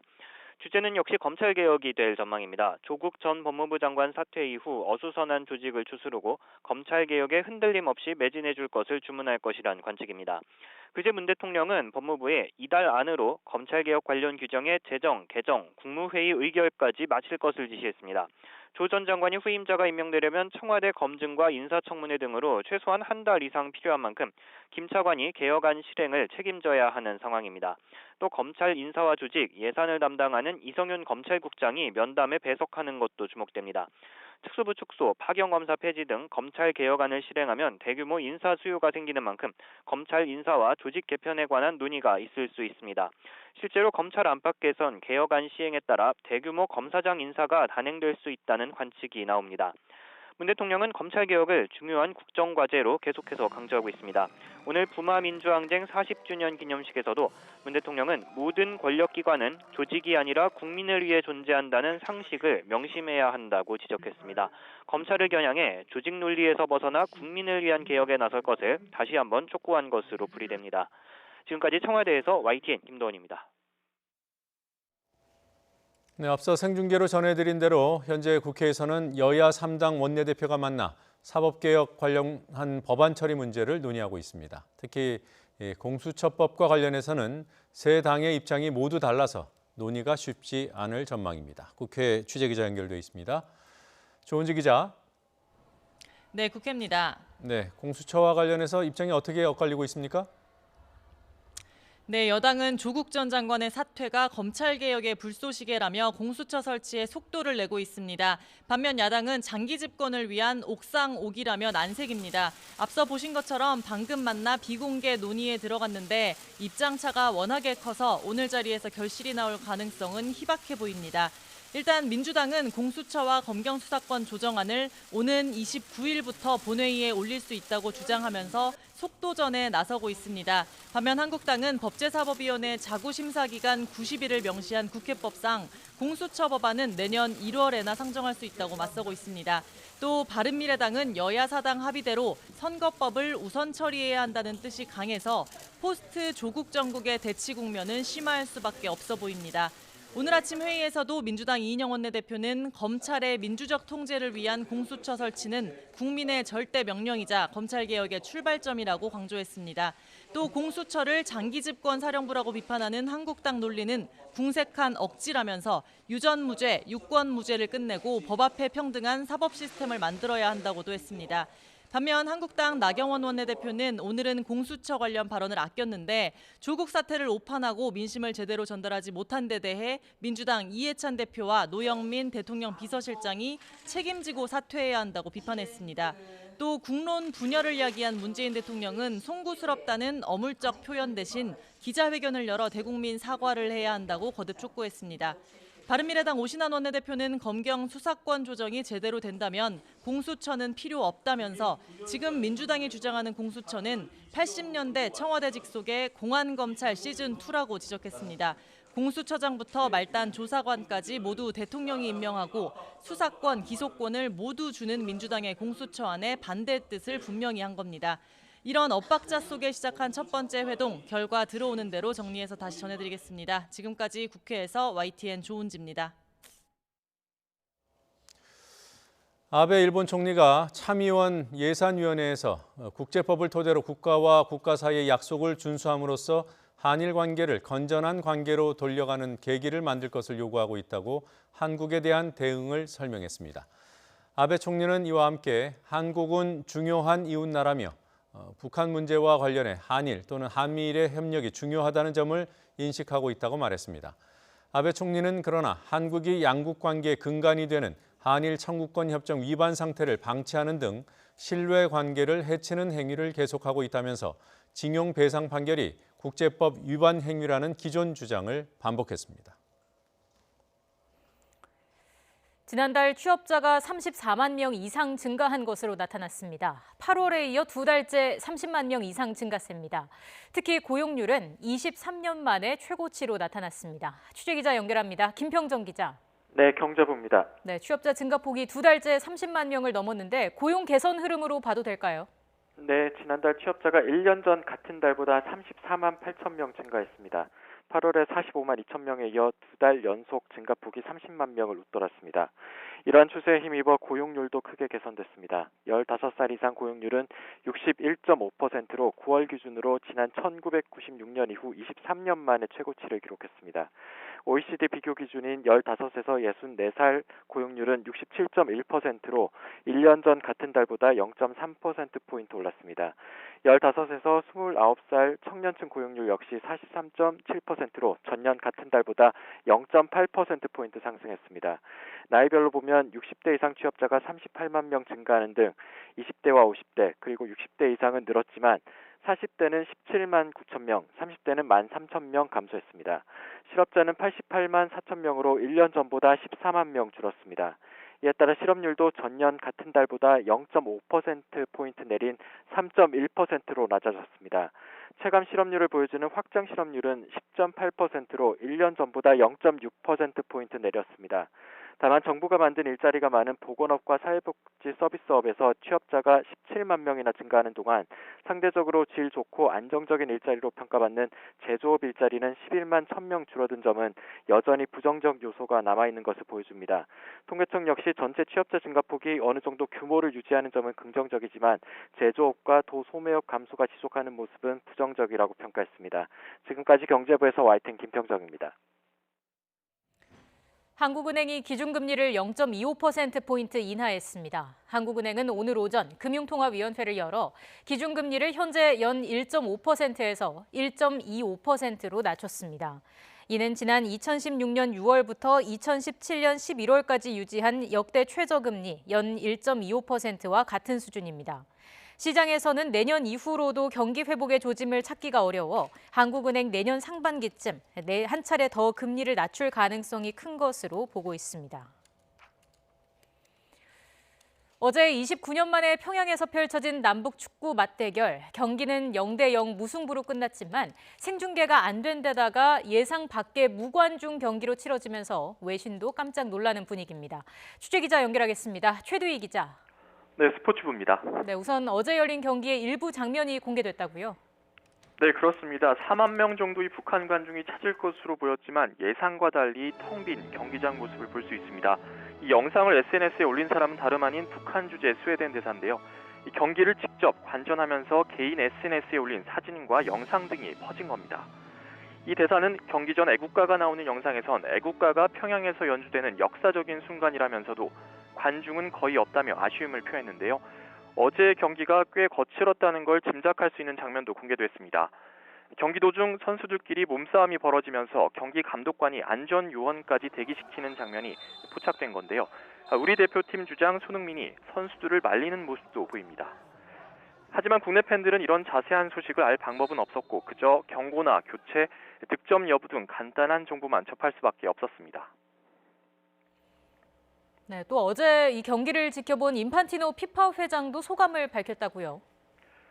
네, 그렇습니다. 잔니 인판티노 피파 회장은 어제 직접 전세기를 타고 평양까지 날아가 이 경기를 지켜봤는데요. 우선 역사적인 경기인 만큼 관중석이 가득 찰 것으로 기대했지만 팬들이 한 명도 없어 실망스러웠다고 소감을 전했습니다. 또 언론의 자유, 표현의 자유는 명백히 가장 중요한 가치라면서 무중계의 무관중으로 펼쳐진 이번 경기에 대한 아쉬움도 표했는데요. 세상을 한순간에 바꿀 수 있다는 생각은 순진한 것이라면서도 이번 상황에 대해선 북한 축구협회에 문제를 제기했다고 설명했습니다.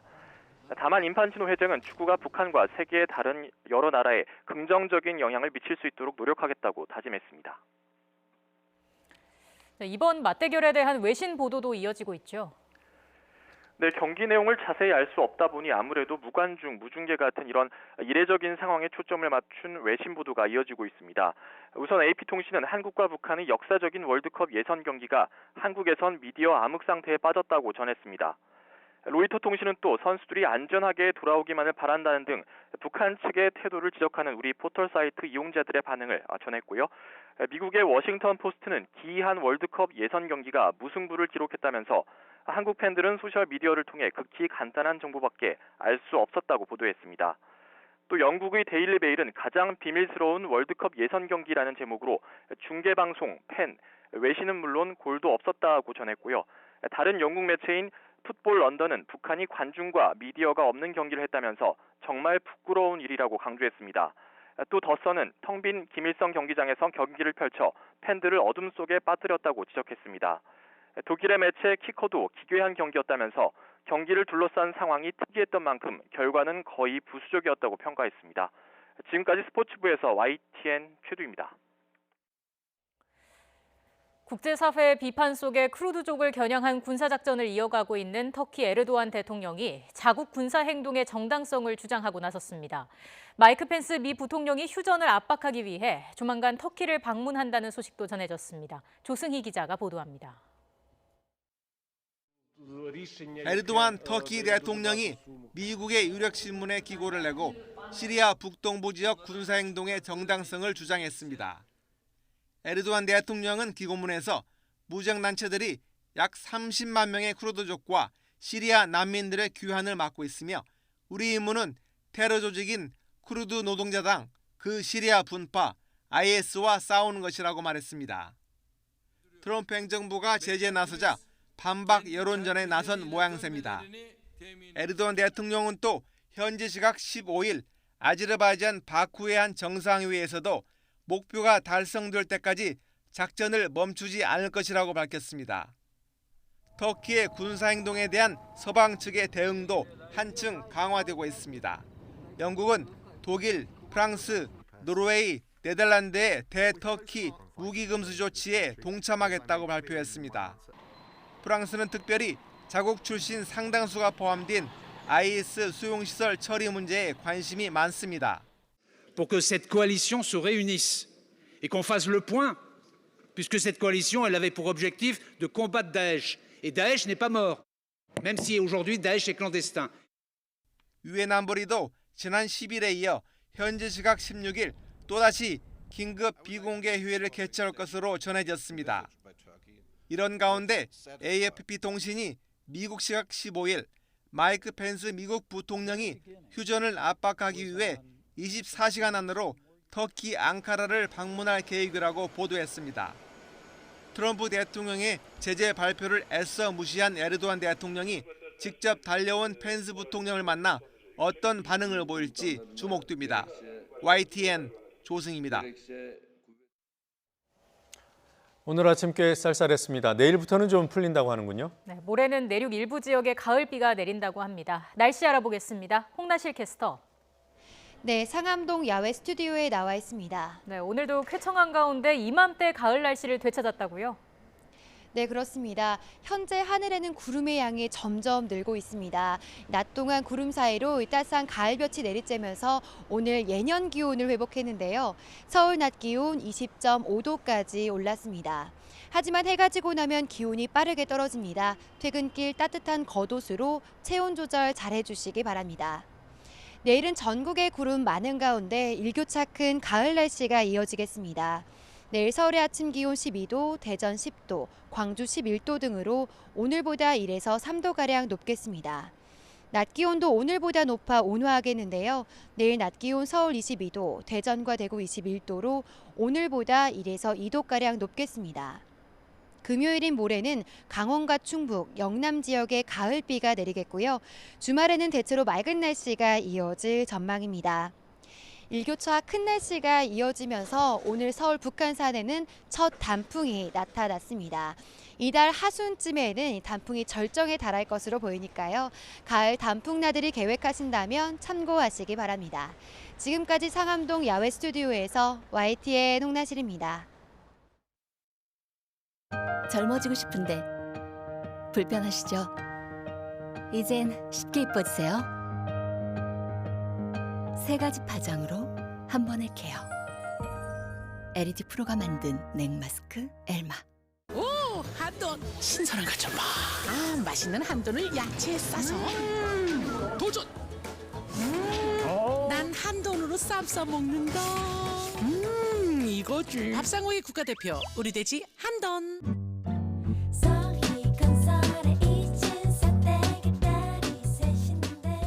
서희건설 지역주택조합 잘하는 거 아시죠? 거품이 쫙 빠진 착한 가격, 고객의 니즈를 반영한 맞춤 설계. 내 집 마련의 꿈이 이루어집니다. 지금 바로 오세요. 전국 100여 개 모델 하우스와 서희 고집이 여러분을 기다립니다. 서희 스타일스, 서희건설.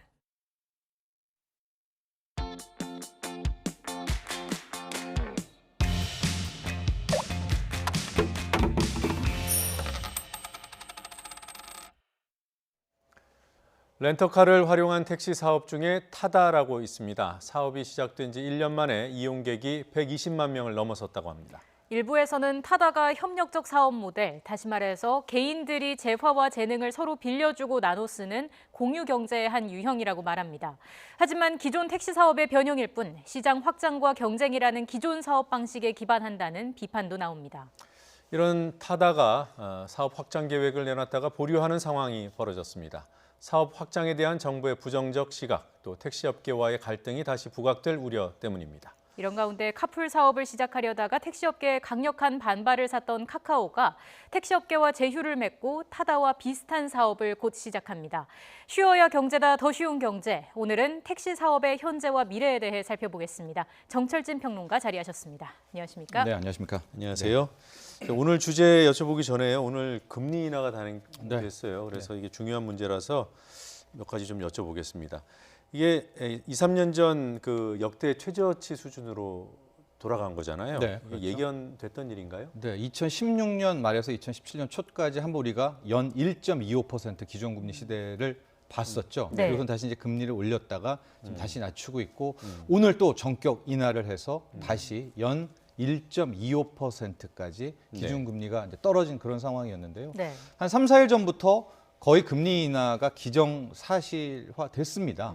그럼에도 불구하고 저는 혹시나 했는데 이제 어제 저녁이었었죠. IMF가 세계 경제 성장률 전망, 또 우리나라 경제 성장률 전망을 할 때 대폭 하향 조정했단 말이죠. 그래서 저는 어제 뉴스를 보고 한국은행이 오늘 뭐 무조건 금리 인하할 것이다, 뭐 이렇게 예상을 했고 아마 시장은 예상대로 갔다 이런 평가들이 나오고 있습니다. 네. 보통 뭐 경기가 안 좋으면 금리를 인하한다고 하잖아요. 그렇죠. 왜 그런 건가요? 통화 정책으로 보시면은 이제 금리가 떨어진다는 거는 큰 틀에서 보면은 뭐 대출 이자 생각하시면 이해가 편하실 것 같아요. 그러니까 이자가 떨어지면은 더 많이 돈을 빌려다 쓸 수 있겠고요. 또 대출 받은 분들은 이자 부담이 줄어들게 되니까 가처분 소득이 늘어나게 되면서 자연스럽게 소비를 늘리면서 경기가 부양된다라는 게 이제 통화 정책의 근간을 이루는 뭐 이론이기도 한데요.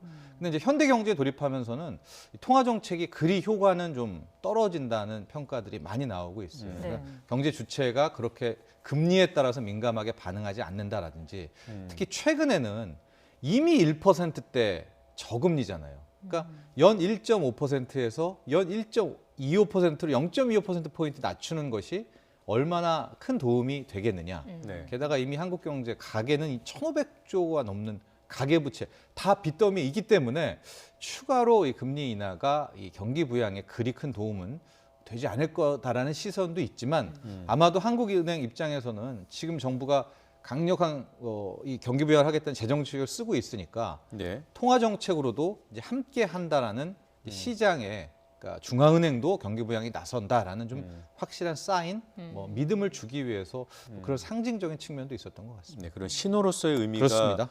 실질적인 효과보다 오히려 더 클 수도 있겠어요. 그렇죠. 그래서인가요? 이렇게 통화 정책이 제한적이니까 IMF도 우리 경제 성장률 전망치를 대폭 낮추면서 국가 재정을 더 풀어라 이렇게 권하지 않았습니까? 네, 그렇습니다. 이제 재정밖에는 실은 현재 살릴 불씨가 없기 때문이기도 한데요.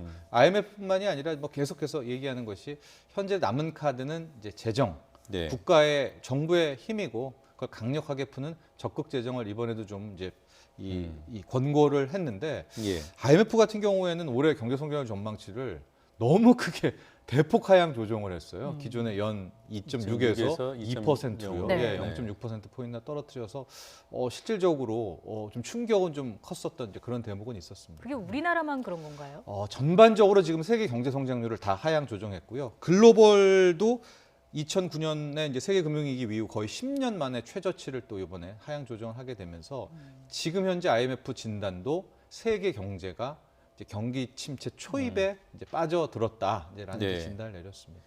그러면 뭐 사실 저희 같은 비전문가는 2% 성장과 3% 성장의 그 차이를 잘 몰라요. 네.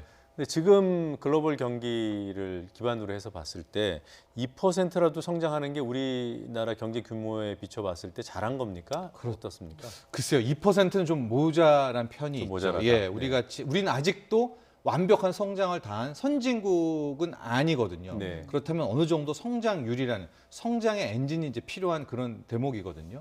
가령 중국 같은 경우에는 지금 6%대 하다가 이번에 3분기에 뭐 5%대가 나오냐 마냐 뭐 이런 정도의 수준이란 말이죠. 그래서 네. 우리도 적어도 한 세계 경제 성장률 전망 한 2.5% 이상은 좀 나와야 큰 틀에서 좀 보면 보조를 맞추는 그런 수준인데 2%는 상대적으로 좀 떨어진다 이렇게 볼 수 있겠습니다. 알겠습니다. 자, 오늘 주제로 가보겠습니다. 요즘 타다라는 서비스 사업 네. 이용하시는 분들 많아요. 근데 공유 경제의 한 모델이라고 언론도 보도하고 하던데 네. 이게 공유 경제가 맞습니까? 일단 제가 맞다 안 맞다를 평가하기 전에 우리나라에서 한국은행이 이제 연말이나 이런 때 이제 평가를 합니다. 뭐 네. 어떤 경제는 어느 정도 GDP에 뭐 차지했고라고 하는데 작년 말에 이제 우리나라의 공유 경제를 이제 정의하고 공유 경제 규모가 뭐 어느 정도 된다라고 이제 그런 이제 뭐 약 한 2천억 미만으로 나오게 됐는데 항목이 있군요. 예, 네. 거기에서 타다는 제외를 시켰거든요. 예. 즉 한국은행은 타다가 우리가 알고 있는 정통적인 공유 경제에 속하지 않는다. 이제 그렇게 네. 해서 제외를 시켰는데. 그 이유가 뭐 조금 이따 자세히 설명하겠지만 처음에 2008년에 미국 그 하버드 대학의 이 로렌스 레식 교수가 공유경제 적용했을 때는 큰 틀에서 공유경제의 기반은 P2P입니다. 즉 개인과 개인이 이 서로의 그 어떤 물건을 공유하는 것이고요. 네. 물건이나 재화를 중간에 있는 회사는 하나의 플랫폼 역할 정도로만 하는 것을 공유경제의 원론 이제 이데아라고 보고는 있는데 타다는 뭐 잘 보시면 알겠지만은 플랫폼이라기보다는 한국은행과 이 관해서 평가하기에는 하나의 운송업자의 일원으로 바라본 것이죠. 그러게요. 왜냐하면 여기에 이제 타다 드라이버도 용역업체를 통해서 뭐 고용하게 되고요. 이 차 역시도 우리가 알고 있는 우버가 초창기에 했던 제가 갖고 있는 차라든가 노정면 앵커 갖고 있는 차를 활용하는 게 아니라 차를 또 이 렌트하는 수준이기 네. 때문에 일단은 한국은행의 정의에 따르면 타다는 공유 경제에서는 포함이 되지 일단 않았습니다. 올해는 또 어떻게 평가하는지 봐야 될 것 같아요. 예. 근데 그 외에 뭐 나머지들의 이 승차 공유 서비스는 또 이 공유 경제라고 하는 거고요. 네. 일단 오늘 좀 소비자 입장에서 택시 업계가 어떻게 바뀌는지를 좀 짚어보겠습니다. 타다 사업의 현황은 어떻습니까? 처음 시작했을 때 이게 뭐 될까 뭐 이랬었는데 한 5만 명, 6만 명에서 시작해서 가장 최근에 현황이 나온 걸 보니까 이용객이 120만 명이 됐고요. 차량도 굉장히 많이 늘었습니다. 그래서 1,400대 정도. 또 이걸 뭐 드라이버라고 하죠. 예. 9천 명 정도의 뭐 타다 드라이버도 갖추게 되면서 근데 이게 서울 수도권에서만 실시되는 서비스예요. 그래서 층 영역을 봤더니 인천, 김포, 남양주까지 일단 확대가 되고는 있는데 우리 이제 저쪽 지방에 계시는 시청자분들은 타다가 아직은 확 와닿지는 않겠죠. 서울 수도권과는 다르게. 일단은 그 간략히 설명해 드리면은 카니발이죠. 11인승을 이제 이용하고 있기 때문에 이제 그런 점들이 좀 뭐 기존의 택시와는 다른 좀 모양이 좀 나오고 있죠. 그리고 가장 뭐 논란이 됐던 것, 뭐 조금 있다가 타다 금지법에도 다시 한번 얘기를 하겠지만 기본적으로 렌터카 사업을 기반으로 합니다. 네. 여기에 이 드라이버를 함께 연동시켜서 그것을 소비자에게 이제 제공을 하게 되는 그런 승차 서비스다 보시면 될 텐데 차종을 보시면 저기 이제 타다 베이직 같은 경우에 11인승 승합차. 네. 그래서 저 초창기에서 이렇게 빠르게 성장한 데는 5명, 6명 택시 타기가 좀 버겁잖아요. 네. 그런 분들, 짐 많은 분들이 특히 젊은 층에서 굉장히 많이 이용을 하고요. 6인 이상이 됐을 경우에는 고속도로 또 전용 도로를 갈 수 네. 있다는 뭐 그런 장점들이 나오고 있고 요금 체계 같은 경우를 좀 보면 저기 이동거리 수준이라고 나와 있는데 아직까지 완벽한 솔루션은 타다에서 제공을 하고 있지는 않으나 택시 대비 같은 목적지에서 한 20%에서 25%가 더 비싼 것 같다라는 게 이제 전원이 나오고 있고 시간과 거리를 했을 때 2대 8. 그러니까 거리를 80%를 더 많이 반영한다는 게 타다 측이에요. 그러니까 차가 막힐 때는 오히려 타다가 더 유리하다라는 얘기를 이제 사측에서는 하고 있습니다. 예.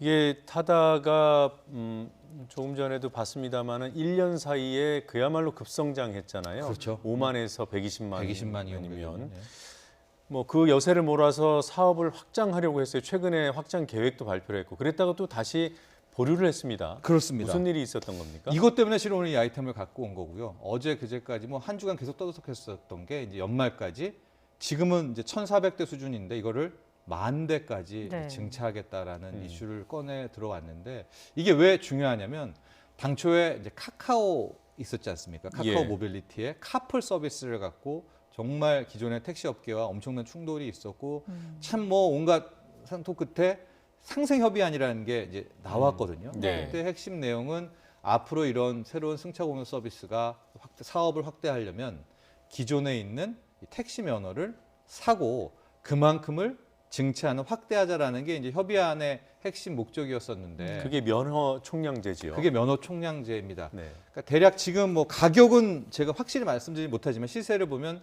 개인 택시 면허가 한 7,500만 원에서 8,000만 원, 법인 택시가 한 5천만 원 선이라고 한다면 그거를 면허를 이제 앞으로 새롭게 뛰어드는 데는 그거를 사고 이제 그거에 대한 대가를 치르고 확대를 해야 된다라는 이제 그런 상생안으로 어느 정도가 이제 협약을 맺게 됐었는데 네. 예.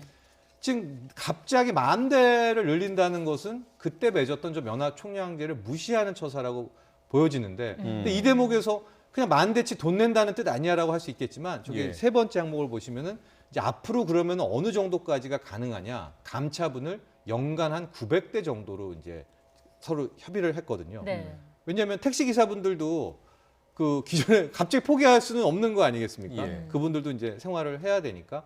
그러니까 저 연간 900대, 1,000대 수준이라고 하면 10,000대를 확정하려면 거의 한 10년은 10년. 걸려야 되는 건데 지금 연내한다라고 하니까 바로 뭐 어마어마한 반론이 나왔고 정부도 뭐 나서게 돼서 오늘 오전에 나온 것은 일단은 그 10,000대 증차하겠다는 것은 이제 안 하겠다라고 이제 판결은 나는 이제 네. 그렇게 됐었는데 그 사이에서는 저 면허 총량제를 어겼다 타다 측이 이것이 거의 핵심 그동안의 갈등의 고리였었습니다. 저 면허 총량제가 아직은 시행이 안 되고 있어요. 이제 입법화가 돼야 되는 건데 정부는 그러니까 입법화하겠다는 의지가 강한 거거든요. 강하죠. 왜냐하면 저걸 그대로 두면은 이제 뭐 이것도 저것도 안 되는 채로 계속 또 갈등만 커지니까 그때 당시 이제 저렇게 하겠다는 측면이 있었는데 또 여기서 이제 타다가 갑자기 10,000대 들고 나와서 당시에 뭐 전문가들이나 기자들도 왜 갑자기 저걸 뻔히 알 텐데 타다가 네. 그랬을까라는 그 이면에 대한 이야기도 좀 많이 나눠봤거든요. 근데 아마 타다 쪽의 생각은 제가 정확히는 뭐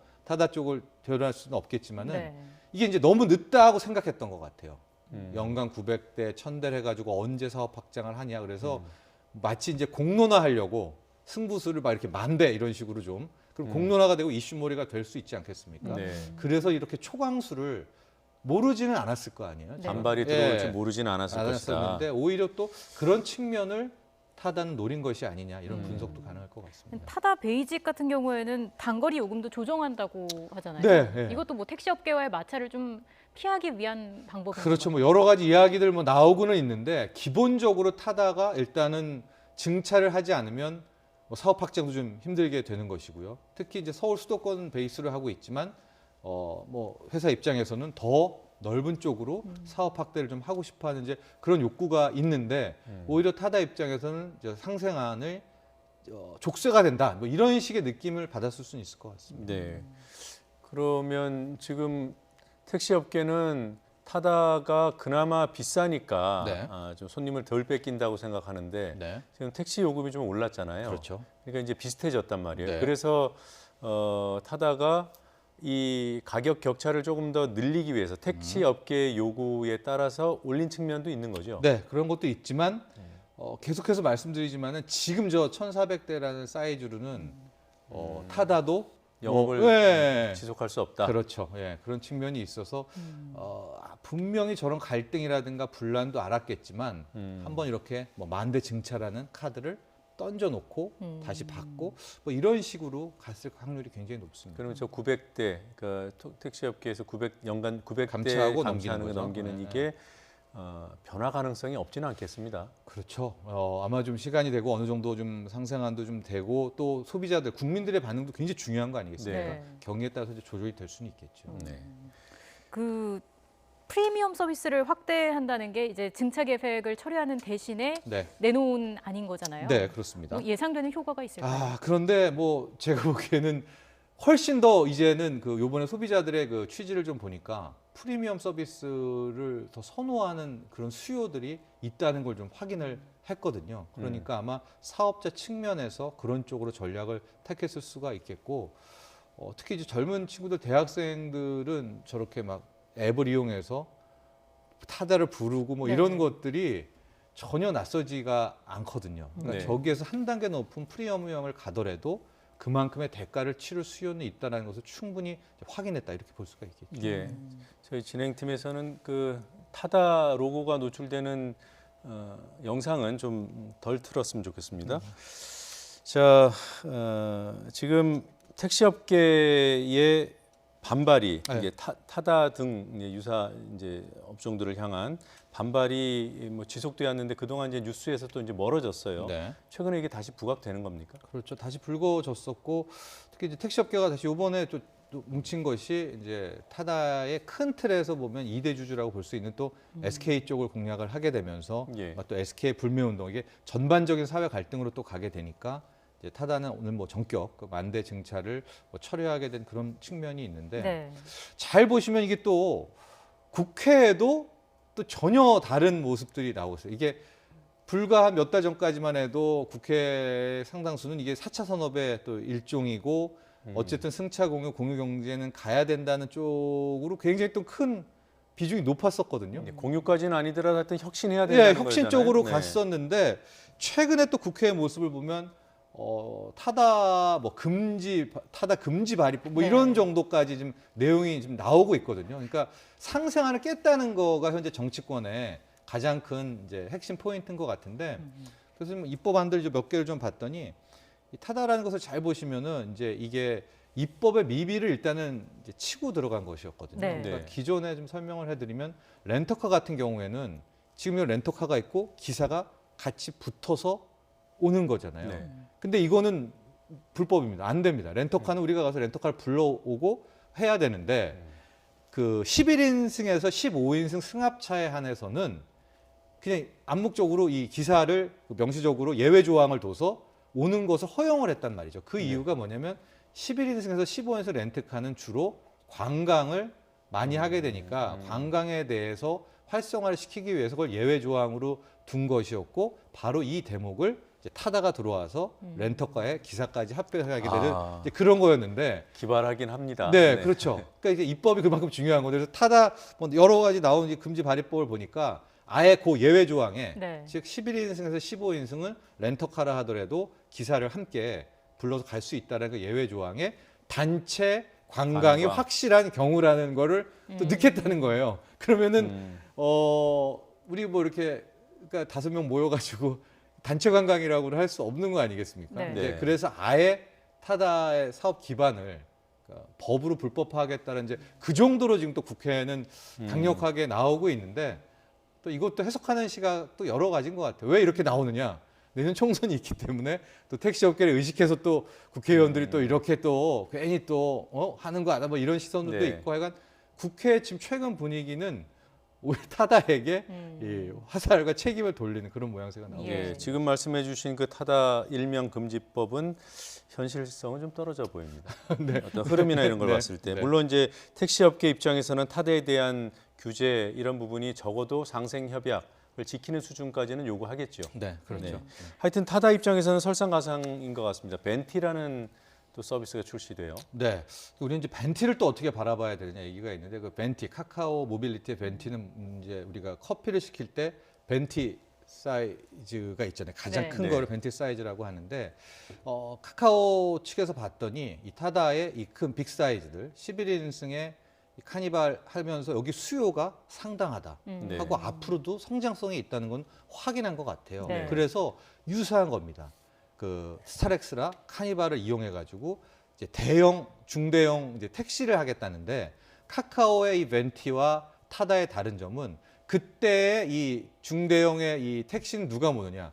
기존 택시업계 기사분들이 여기 뛰어드는 거예요. 서비스는 똑같은데 운행하는 기사분이 다르군요. 그렇죠. 이제 합법 면허를 가진 분이 택시 면허를 가진 분이 이걸 하게 된다는 게 이제 카카오 모빌리티의 이제 벤티입니다. 그러니까 현재 카카오 모빌리티는 카풀 서비스가 좌절된 이후에 결과적으로 아마 이제 한국 사회와 한국 경제는 이게 이제 외국과는 좀 다른 즉 구경제를 끌어안고 가야 되겠다라는 쪽으로 급선회한 것 같아요. 그래서 이제 상생안도 이렇게 적극적으로 하고 이번에도 결과적으로는 어쨌든 기존 택시 업계를 끼고 이 중대형 이 모빌리티 서비스를 시행하는 거잖아요. 네. 그래서 아마도 타다는 이 이제 벤티 카카오 모빌리티의 벤티가 나오게 되는 것도 위협으로 느낄 수가 있겠고요.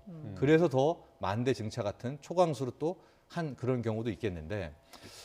제가 왜 이제 이 벤티에 대해서 또 얘기를 해야 된다고 보면 벤티가 가능한 것은 이번에 상생안으로 쭉 나올 때 탄력 요금제가 이제 적용이 된단 말이죠. 그럼 많게는 2배까지도 요금을 올려서 어쨌든 좋은 프리미엄 서비스에는 더 비싼 요금을 내게 되는 거가 이제 제도적으로 갈 수가 있게 되는데 이게 이제 이렇게 될 경우에는 소비자가 어쩌면 피해를 볼 수가 있을 것 같아요. 즉 이게 무슨 얘기냐? 완벽한 시장 경쟁으로 이렇게 들어가 버리게 될 경우에는 가격 경쟁을 하게 되면서 좀 더 싼 이제 요금 체계가 나올 수가 있을 거 아니겠습니까? 근데 타다는 완전히 못 하게 되고 이제 카카오 벤티는 어쨌든 택시 업계와 함께 가니까 정부도 장려할 테고 유일한 이제 독점적 사업자가 되겠죠. 그렇게 될 경우에는 그 가격이라든가 요금의 이 결정에 있어서 소비자는 좀 더 다양성을 원하면서 경쟁을 요구할 텐데 오히려 또 이런 뭐 독과점 아닌 독과점 차원에서 더 비싼 요금을 지불해야 될 수도 있지 않을까 이제 이런 우려가 또 벤티에는 나오는 시선도 있습니다. 현재로서는 그런 것이고요. 지금 택시업계와 이렇게 협력하는 모델이 그러니까 벤티 같은 모델이 또 나올 수는 있는 거죠. 독점적인 건 아니잖아요. 예, 그렇죠. 근데 그러나 아마도 택시까지 다 끌어안고 덩치도 있고 자본력도 있고 한 곳은 이미 선점도 했고요. 거의 이제 카카오 모빌리티가 독보적이기 때문에 또 그런 우려도 함께 나오는 것 같습니다. 지금 평론가님께서는 타다와 벤티의 지금 현재 경쟁 구도에서는 벤티가 다소 유리해 보이는 거군요. 왜냐하면 정부와 지금 이 택시업계에 어마어마한 지지를 받고 있기 때문에 그렇죠. 자, 시장의 반응은 어떻게 나타날지 그것도 궁금해집니다. 오늘 말씀 여기까지 듣겠습니다. 고맙습니다.